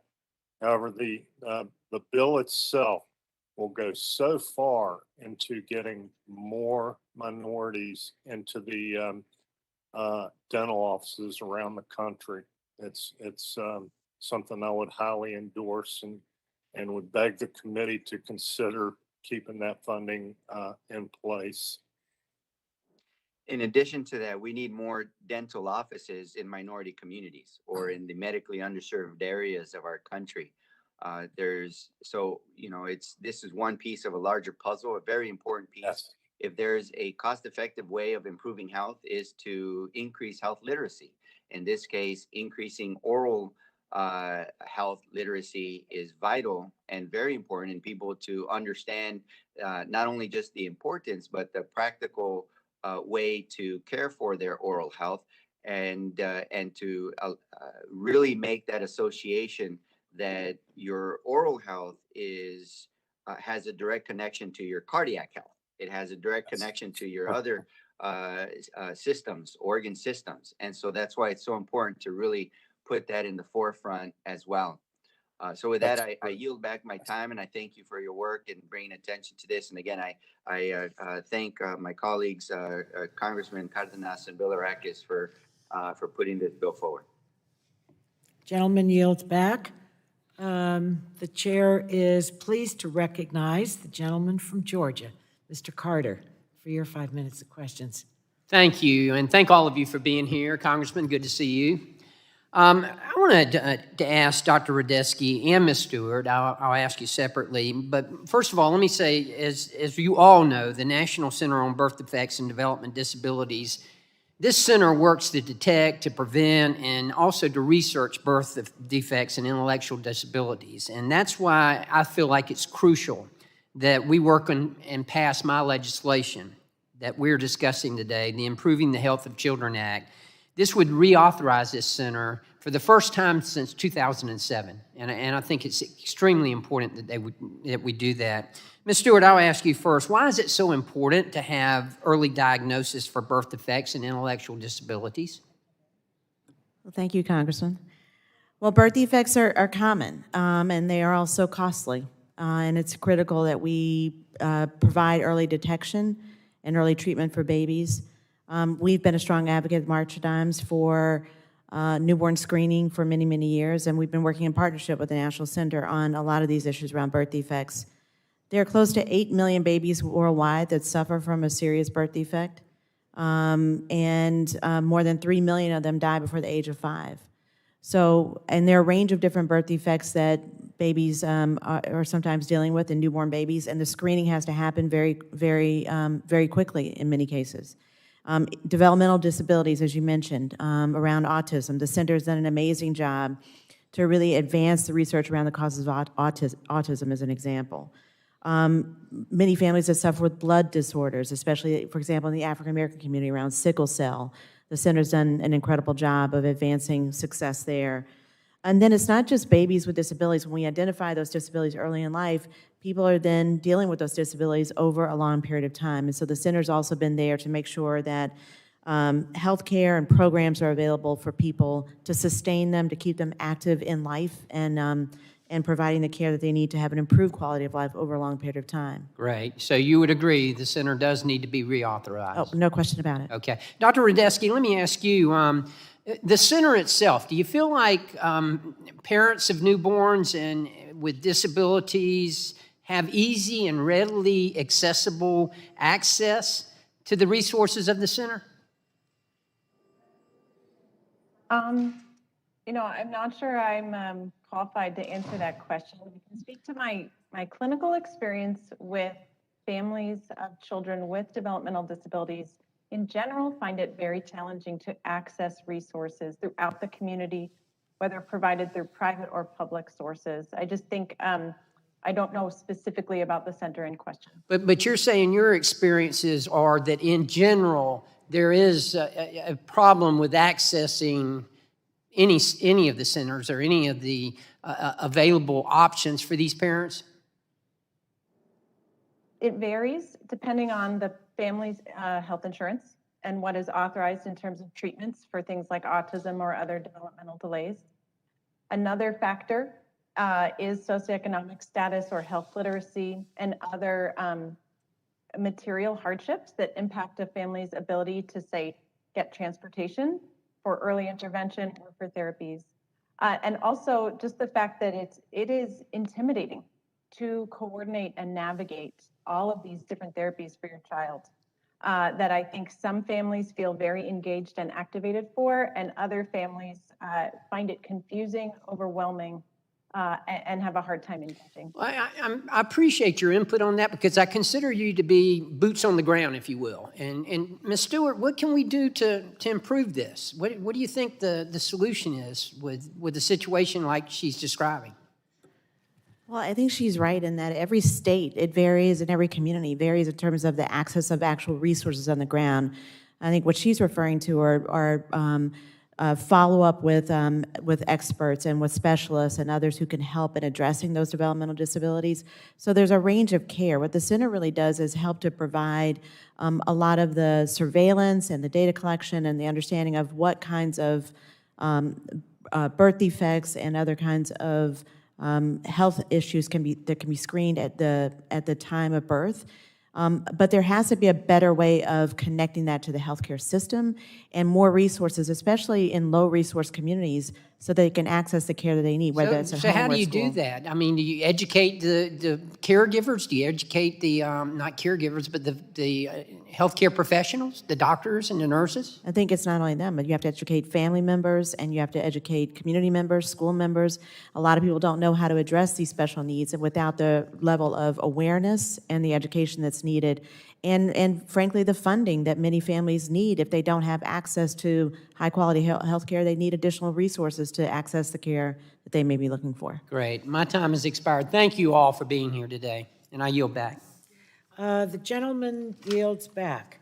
Now, I need some assist from our staff because we have a series of 8 votes that are on the floor right now.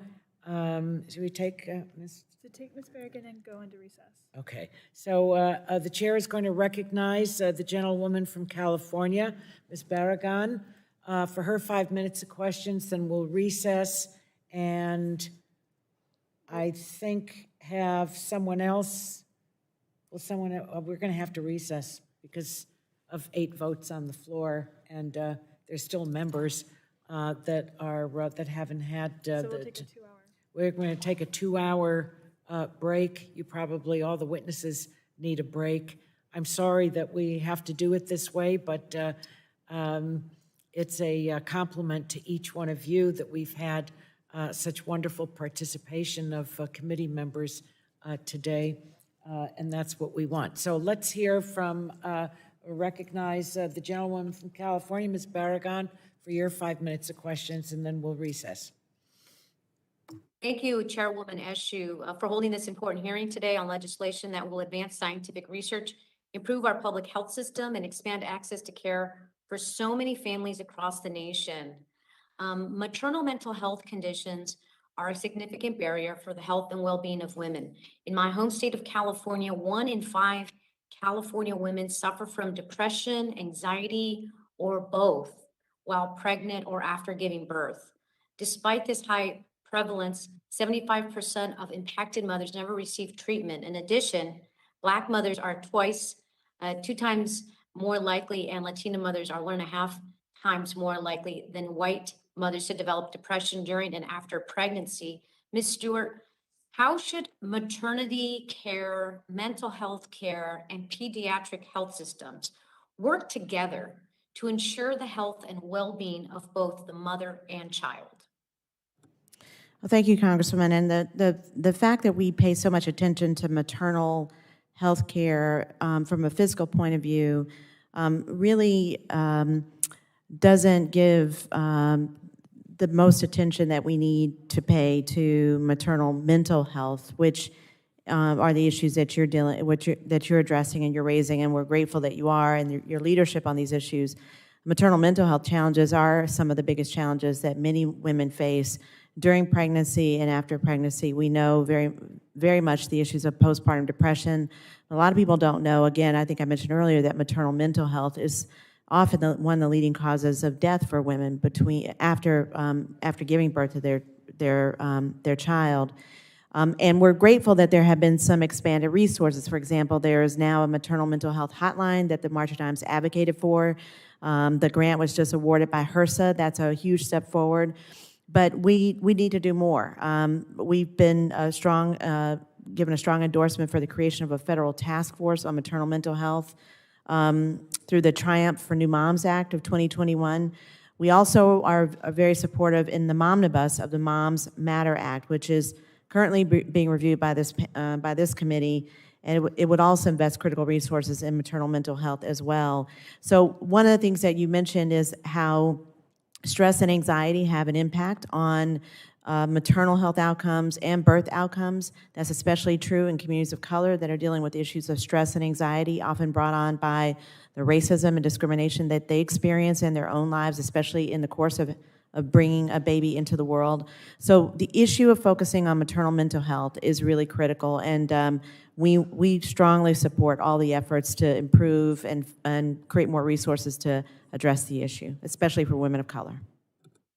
Well, thank you, Ms. Stewart, for your important testimony on the subject, for mentioning my bill. Certainly, given the significant impact of our families, I hope that the committee will consider my bipartisan Triumph for New Moms Act and other maternal mental health bills in the near future. Ms. Stewart, this next question is also for you. Lead in older homes remains a persistent problem for families across South Los Angeles. Roughly 2,000 children are diagnosed with unsafe levels of lead in their blood each year in Los Angeles County alone, particularly for communities of color where costs are a major barrier to access health care. Families are often unaware their homes could be a source of lead until the children are tested. Ms. Stewart, oftentimes federal outreach and education programs use language that is overly technical or does not resonate with the intended audience. Can you discuss why a federal advisory committee on childhood lead poisoning should provide culturally and linguistically appropriate outreach to communities of color to reduce the risk of childhood lead poisoning? Well, thank you, and I'm aware of the recent issues in communities of color in Los Angeles with respect to, especially in the southern part of the city, with respect to children being testing positive for high blood levels, and it just reinforces the importance of passing the Lead Poisoning Prevention Act to invest more in resources and education outreach, referrals, and screenings for children that are testing positive for lead in their blood. It's also really important, and we've seen this in the pandemic, that the way in which we provide information to communities of color has to be culturally appropriate. It has to be done in conjunction with those communities so that it addresses language barriers, it addresses other barriers, and it especially addresses the trust barriers that exist in communities of color as well. So we would strongly recommend that all of the education outreach that happens be done in conjunction with those communities so that communities can receive it, understand how to use that information, and appropriately address the needs that their children may be having, especially if they're affected by high blood levels of lead. Thank you. Gentlewoman's Ms. time Stewart. has expired, and your comments about your legislation so noted, Congresswoman ma'am. Berrigan.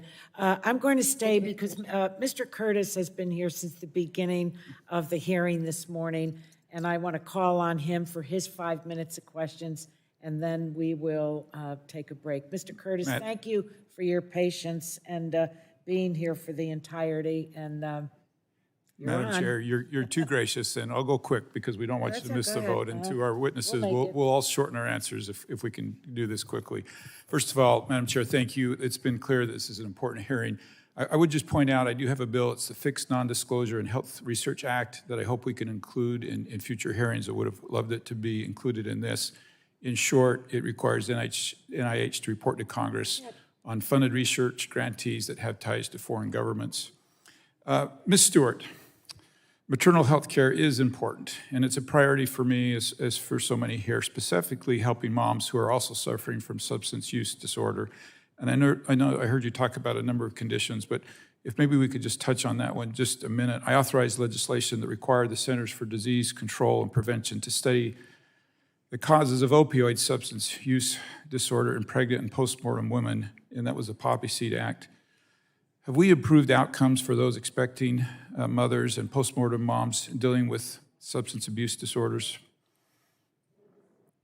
Well, I think there's, obviously the opioid crisis has had a severe impact on maternal health outcomes, infant health outcomes. We have seen a dramatic increase in the number of babies that are affected by neonatal abstinence syndrome. It is really a huge issue that we're facing. We have been a strong supporter of making sure, one, that we don't penalize women who are suffering from substance use disorder, that we find them treatment if they're pregnant or if they're a new mom, and also making sure that we identify those babies who are suffering from NAS and really need additional treatment as well. Do you think the pandemic has hurt our efforts, and is there anything specifically you can think of that you'd like Congress to do? I think there's no question the pandemic has created even more of a stress on the system with respect to mental health overall, and that is shown up in the ways in which the opioid crisis, even though we're not paying attention to it as much as we are the pandemic, it is still raging in this country, and it's affecting many, many families. It's affecting pregnant women.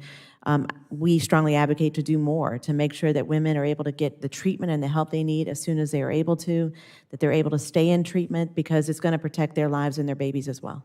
Thank you very much. Quickly, Dr. Jones, I'm curious if we should be looking at preventive measures in addition to the steps you outlined in your testimony to reduce chronic heart disease in the United States. For example, I introduced legislation that would make it easier for small group plans and individual marketplace plans to invest in social determinants of health services, including offering, for instance, gym memberships as a benefit. Could you quickly explain if this would be helpful in addressing some of these chronic conditions? Yeah, absolutely. As you're implying, cardiovascular disease remains our leading cause of death and disability, not only in this country, but across the globe. And we know what causes 90% of heart disease and stroke, and that's the traditional risk factors of cholesterol, blood pressure, diabetes, smoking, overweight, and all the things that actually happen upstream, those social determinants of health that are the causes of the causes. And so it's really critical that we apply all of our knowledge about improving social conditions, economic things, education, social and community context, and especially healthcare so that people have access to all of the tools that we know can prevent cardiovascular diseases and stroke. So amen to what you said. We need to do a much, much better job focusing on prevention. And in fact, it touches on so many of these other things. If we improve the cardiovascular health of our population, we see dramatically lower rates of cancer. We see much healthier mothers heading into pregnancy who don't deliver, unfortunately, either stillbirths or have adverse pregnancy outcomes or have children that start off on less healthy trajectories. So this is really the key to driving towards a healthier population. So very much support anything we can do in this regard. Thank you. The chair has slipped out. I'd like to thank her, even though she's not here, for extending this for a few minutes. And I appreciate everybody's patience and quick answers. Madam, I yield my time. The gentleman yields. I will now recognize myself for 5 minutes. Thank you to all of the witnesses who are here today and are hanging in there. And I want to thank the chairwoman who I'm replacing for the moment for this focus on children and families. There's two bills I'd like to speak on today. And the first is the Gabriella Miller Kids First Research Act 2.0. And Mr. and Mrs. Miller, I just want to thank you for being here today. Your experience with Gabriella is sadly one that far too many other heartbroken parents have also experienced, as you said in your testimony. And just yesterday, I spoke with the mother of a little girl named Danica, who was diagnosed with a brain tumor at age 21 months. And she died, sadly, last year at just 5 years old. And her mom, as she told me her tragic story and the family's tragic story, I thought about so many children with cancer who I've taken care of over 20 years as a pediatrician, and it's because of them and Danica that I so strongly support this legislation that will increase funding for pediatric cancer and rare disease research. The other bill that I'd like to talk about today is the CAMERA Act, and I really want to thank Dr. Rodgers for being here virtually to talk about the importance of this research into the impacts that screens and screen time and social media have on our children. And so, Dr. Rodgers, I first want to appreciate your highlighting that screen time is far too general a term, and that there's a difference between a FaceTime chat with grandma and grandpa and violent video games. And so I was wondering if you could first describe the family media plan that you created that helps pediatricians work with families to incorporate screen time in a healthy and balanced way. Yeah, I'm happy to. Thank you. So when our American Academy of Pediatrics guidelines came out in 2016, we wanted to have more practical ideas for families who were trying to navigate this wild west of new technologies. And we thought that having really actionable ideas delivered through a kind of tailored digital format through the Family Media Use Plan on the healthychildren.org website would just help this be delivered a little bit more easily to families. We also wanted to encourage conversations that really get to the heart of when is technology a problem, when is it interrupting our family connections and our meals, when is it actually fun to do together and to tell us stories that make our lives more meaningful, when are we using it for our human needs. And so it represented that sort of balanced conversation. And we have found that, tens, hundreds of thousands of families have used it, and we're actually updating it now because the research is constantly changing. The platforms that families are using are constantly changing, and we want to continue to be a resource for families, that's relevant on the ground, understanding the everyday tensions around this. I know I appreciate that as a pediatrician, no devices in the bedroom, not at the kitchen table, et cetera. And I was wondering if you could give some quick answers, just a few words on each of these. Generally speaking, the effect on social media and video games on attention spans, specifically in school? Yeah, there have been a couple of longitudinal studies. These are important because they look at how a child started off and how things change over time. And a few of the good ones have shown that the more frequent checking of social media, the more that children's everyday activities are fractured into different fragments by media use, that does impact attention span, and that it is not only kids who have pre-existing ADHD. Thank you. And I will note, just in the interest of time, the effect of social media and video games on sleep, staying up too late, social interactions, the ability to communicate face to face, also between time spent on screens and myopia and obesity and learning. And yesterday I was speaking with one of your colleagues, Dr. Dimitri Christakis at Seattle Children's, and he noted that schools are spending a lot of money on buying devices, computers in the classroom, and that it's really not clear yet whether that is helpful or not. And so I would just like to kind of wrap up by saying that we need to be really strategic about screen time and media and our children. And the fact of the matter is that you are researchers and you still don't have access to the data that big tech does. And that is why the CAMERA Act is so important, to make sure that the NIH gets this data to guide us as pediatricians, teachers, parents on our children's access and use of social media and screen time. Thank you, and I yield back. I would like to recognize. So we don't have any members yet, so I would say that you can adjourn. I will adjourn and call the. I will recess this committee. Do we have a time for recess?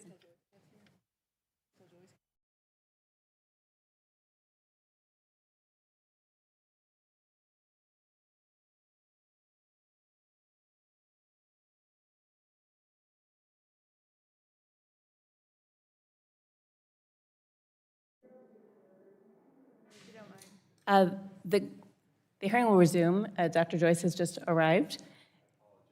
That is all right. We are happy to have you, Dr. Joyce, and thrilled to resume the hearing. You have 5 minutes.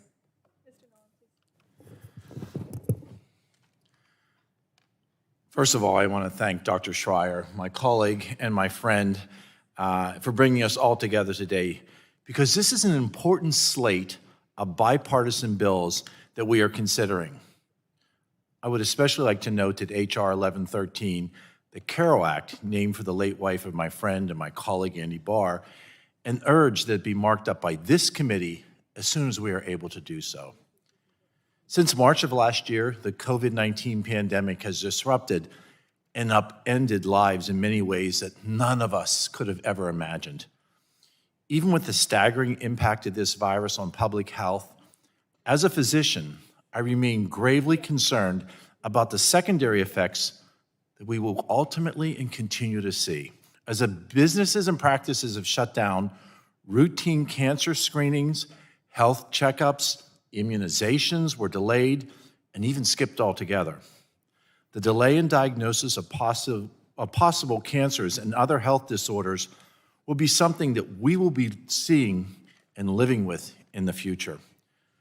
My first question is to Dr. Lloyd Jones. One of the other effects that we have seen is a staggering increase in BMI among school-age children. Dr. Jones, can you please speak about what impacts this will have from a general and from a cardiovascular health standpoint, and provide any recommendations on how we, as a legislative body, can address this? Well, thank you, Congressman. This is a really critically important issue. And as you point out, we've looked at data that showed that 45% of Americans delayed routine health care in the summer of 2020. And it's still running around 20% saying that they're going to delay related to the virus and their concerns about coming into healthcare facilities. And that plays out in our children as well. As you pointed out, we've seen significant weight gains in Americans across the board during the pandemic because of changes in eating habits, because of forced sedentariness as we've been home more. And unfortunately, that plays out in the COVID-19. We saw that on average in the first year of the pandemic, American adults gained 19 pounds on average, which is really a striking setback to our public health. And that we've seen that in children as well. When children get obese early in life, it drives not only immediate metabolic changes, puts them at risk for type 2 diabetes, usually a disease of adults, puts them at risk for higher blood pressures, puts them at risk for worse cholesterol. And we know that each of those things is time dependent. The longer you're exposed to those things, the worse your vascular changes, the damage to your heart and your arteries, and the earlier the onset of those diseases will be in terms of heart attack and stroke. So it's really a tragedy that we're seeing much heavier children, and we were already one of the most obese nations in the world with regard to our children and our adults. But we're going to see this play out now over decades because it's so hard to lose the weight once it's been gained. And that will drive earlier and more rapid rises in blood pressure, blood sugar, cholesterol, and other metabolic problems that will play out. And we will see, unfortunately, increases in cardiovascular disease event rates and death. Dr. Jones, I think you make an excellent point, and we will see this play out over decades. But immediately, right now, we've seen increases in overdose deaths, some of the largest in our nation's history. Losing over 95,000 Americans to overdoses in 2020 is an unacceptable number. And we need to work fast to reverse this deadly trend. In Pennsylvania, the availability of illicit drugs, specifically fentanyl, is a crushing blow to our local communities. We know these drugs are easy to get and fast to kill. During the COVID-19 pandemic, the opioid epidemic has further spiraled out of control. While Congress recently did just extend the scheduling of fentanyl analogs until early next year, we, as a committee, must make this ban permanent, and I would hope to see our committee activity on this life-saving policy very shortly. Thank you, and I yield back. The gentleman yields. I want to thank you, Dr. Joyce, always my friend and my colleague, for raising such important points about both of those things, the opioid epidemic and children's health. I would like to now recognize my friend, Ms. Blunt Rochester from Delaware, for 5 minutes. You are recognized. Thank you, Madam Chairwoman, for the recognition, and thank you to the witnesses for being here today to discuss the critical public health issues of cancer prevention, children's health, cardiac health, and oral health. The issues we are discussing today impact Americans of all backgrounds, but none more than heart disease. Heart disease is the leading cause of death in the United States, and by 2035, nearly half of the U.S. population will have some form of heart disease. If left untreated, heart disease can turn fatal because of serious cardiac events like heart attack, heart failure, and stroke. In addition to costing the country billions of dollars annually, serious cardiac events can also disrupt the long-term quality of life of survivors and families because of the physical, emotional, and financial trauma that accompany these events. Fortunately, we have evidence-based interventions like cardiac and pulmonary rehabilitation that can help those who have suffered get their lives back on track. Cardiac rehabilitation programs help patients recover more quickly by supporting them through supervised exercise training, emotional support, and lifestyle education. However, despite the clear benefits of cardiac rehabilitation, only 1 in 4 Medicaid patients eligible will ever receive it, simply because many patients are not being referred by their clinicians. Congress addressed this referral gap in 2018 by authorizing physician assistants, nurse practitioners, and clinical nurse specialists, advanced practice providers, or APPs for short, to supervise cardiac and pulmonary rehabilitative care beginning in 2024. APPs are already delivering this level of care. For example, some physician assistants order and supervise cardiac stress tests, pacemakers, and defibrillators, and some nurse practitioners already perform the care planning and oversee the care delivery for patients with complex cardiac conditions. But the question is, why wait? Let's remove the federal barrier. This is why I'm so pleased to be leading the Increasing Access to Quality Cardiac Rehabilitation Care Act, HR 1956, with Congressman Smith. This legislation will build on the previous success in 2018 and eliminate obstacles that prevent patients from beginning this critical therapy by allowing APPs to supervise and order these vital programs. I want to thank Dr. Lloyd Jones for his enduring support of this legislation. And can you elaborate on how allowing advanced practice providers to supervise and order cardiac and pulmonary rehabilitative care could decrease disparities in access for those in rural and underserved communities? Certainly. Well, thank you so much, Congresswoman Blunt Rochester, and thank you for your sponsorship of this critically important bill. You know, APPs are people that we work with every day as physicians. They're highly trained, and they're really, you know, some people call them physician extenders, but they're much more than that, and they're a critical part of our healthcare system. Simply put, there just aren't enough doctors, and doctors aren't doing enough to order cardiac rehab in the first place for the 1.1 million heart attack survivors we have every year. And so we're talking about a lot of people here. So it's a lack of referral. We need APPs to be writing those prescriptions, and it's clear who's eligible for this intervention. We also need APPs because to start and maintain a cardiac rehab program, you need nurse practitioners, you need exercise physiologists on site monitoring the patients. But what you don't really need is a physician every time. Yes, you need access to a physician. They need to be, you know, available to be called if there's a problem. But APPs know exactly what to do if there's an urgent or emergent situation. They know how to call 911. They know how to administer basic life support, and they know how to give CPR immediately and often much more quickly and better than a physician could do if one waited around for the physician to arrive. So I think that's a critically important feature of this bill, and we're very much in support of it. Thank you so much. And Dr. Du Bois, I'm working on legislation to promote the use of preventive healthcare services like routine screenings and examinations, which have been delayed or foregone because of the pandemic. In your testimony, you note that we're still not back to pre-pandemic levels. Can you briefly elaborate on what the consequences of that may be for individuals and for our society? Thank you. Well, that's a great question and a big concern of mine because the screenings did go down dramatically, especially each time we had the surges. It's really going to delay diagnoses, and that, you know, when that delay happens, it makes the outcome much worse because it's harder to treat these cancers when they, you know, present at a much later stage. We are trying to encourage everybody we can to get back in and get on their screening regimens. And it has improved considerably since the first surge, but it's still not back up to normal levels. And we're continuing to do whatever we can through our societies, through the press, public education, to make that happen. But anything Congress can do would be well received because this is still a problem. Thank you so much, Dr. Du Bois, and we are working on it. Thank you, Madam Chair, and I yield back the balance. I have no time, but I yield it back.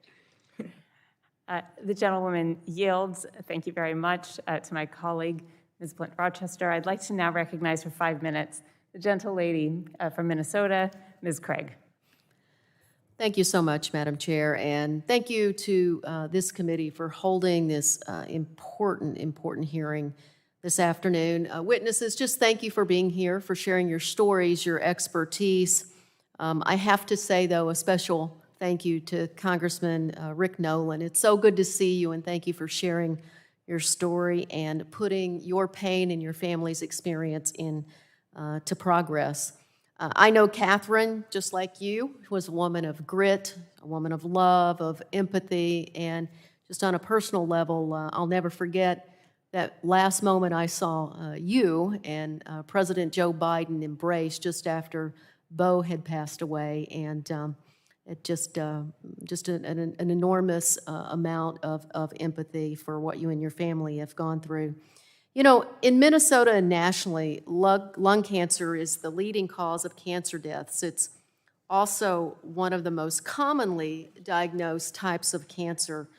Despite that commonality and lethality, we've made woefully little progress compared to other cancer types.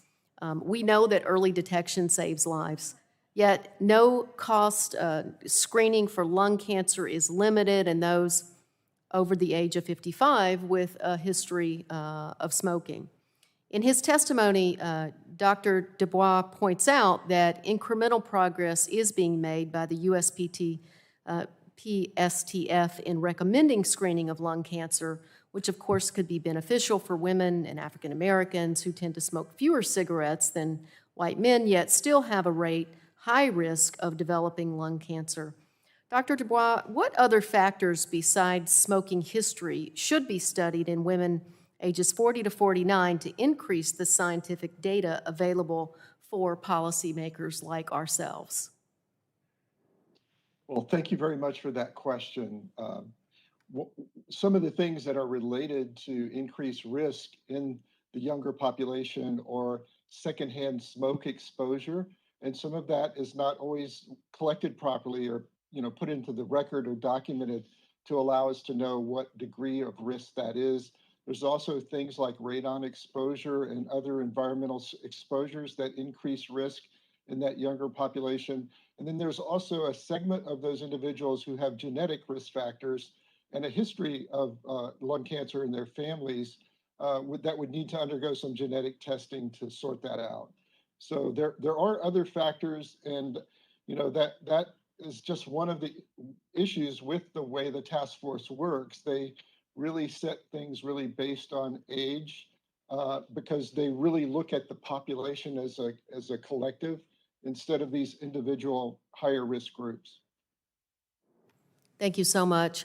Congressman Nolan, I just want to ask, Catherine fought. She fought all the way through the very end of her life. Can you talk just for a minute about that fight and why she so strongly believed that she had such purpose at her end of life and the mantle that you've now taken up for her? Thank you for that question. I could not have ever been more proud of her.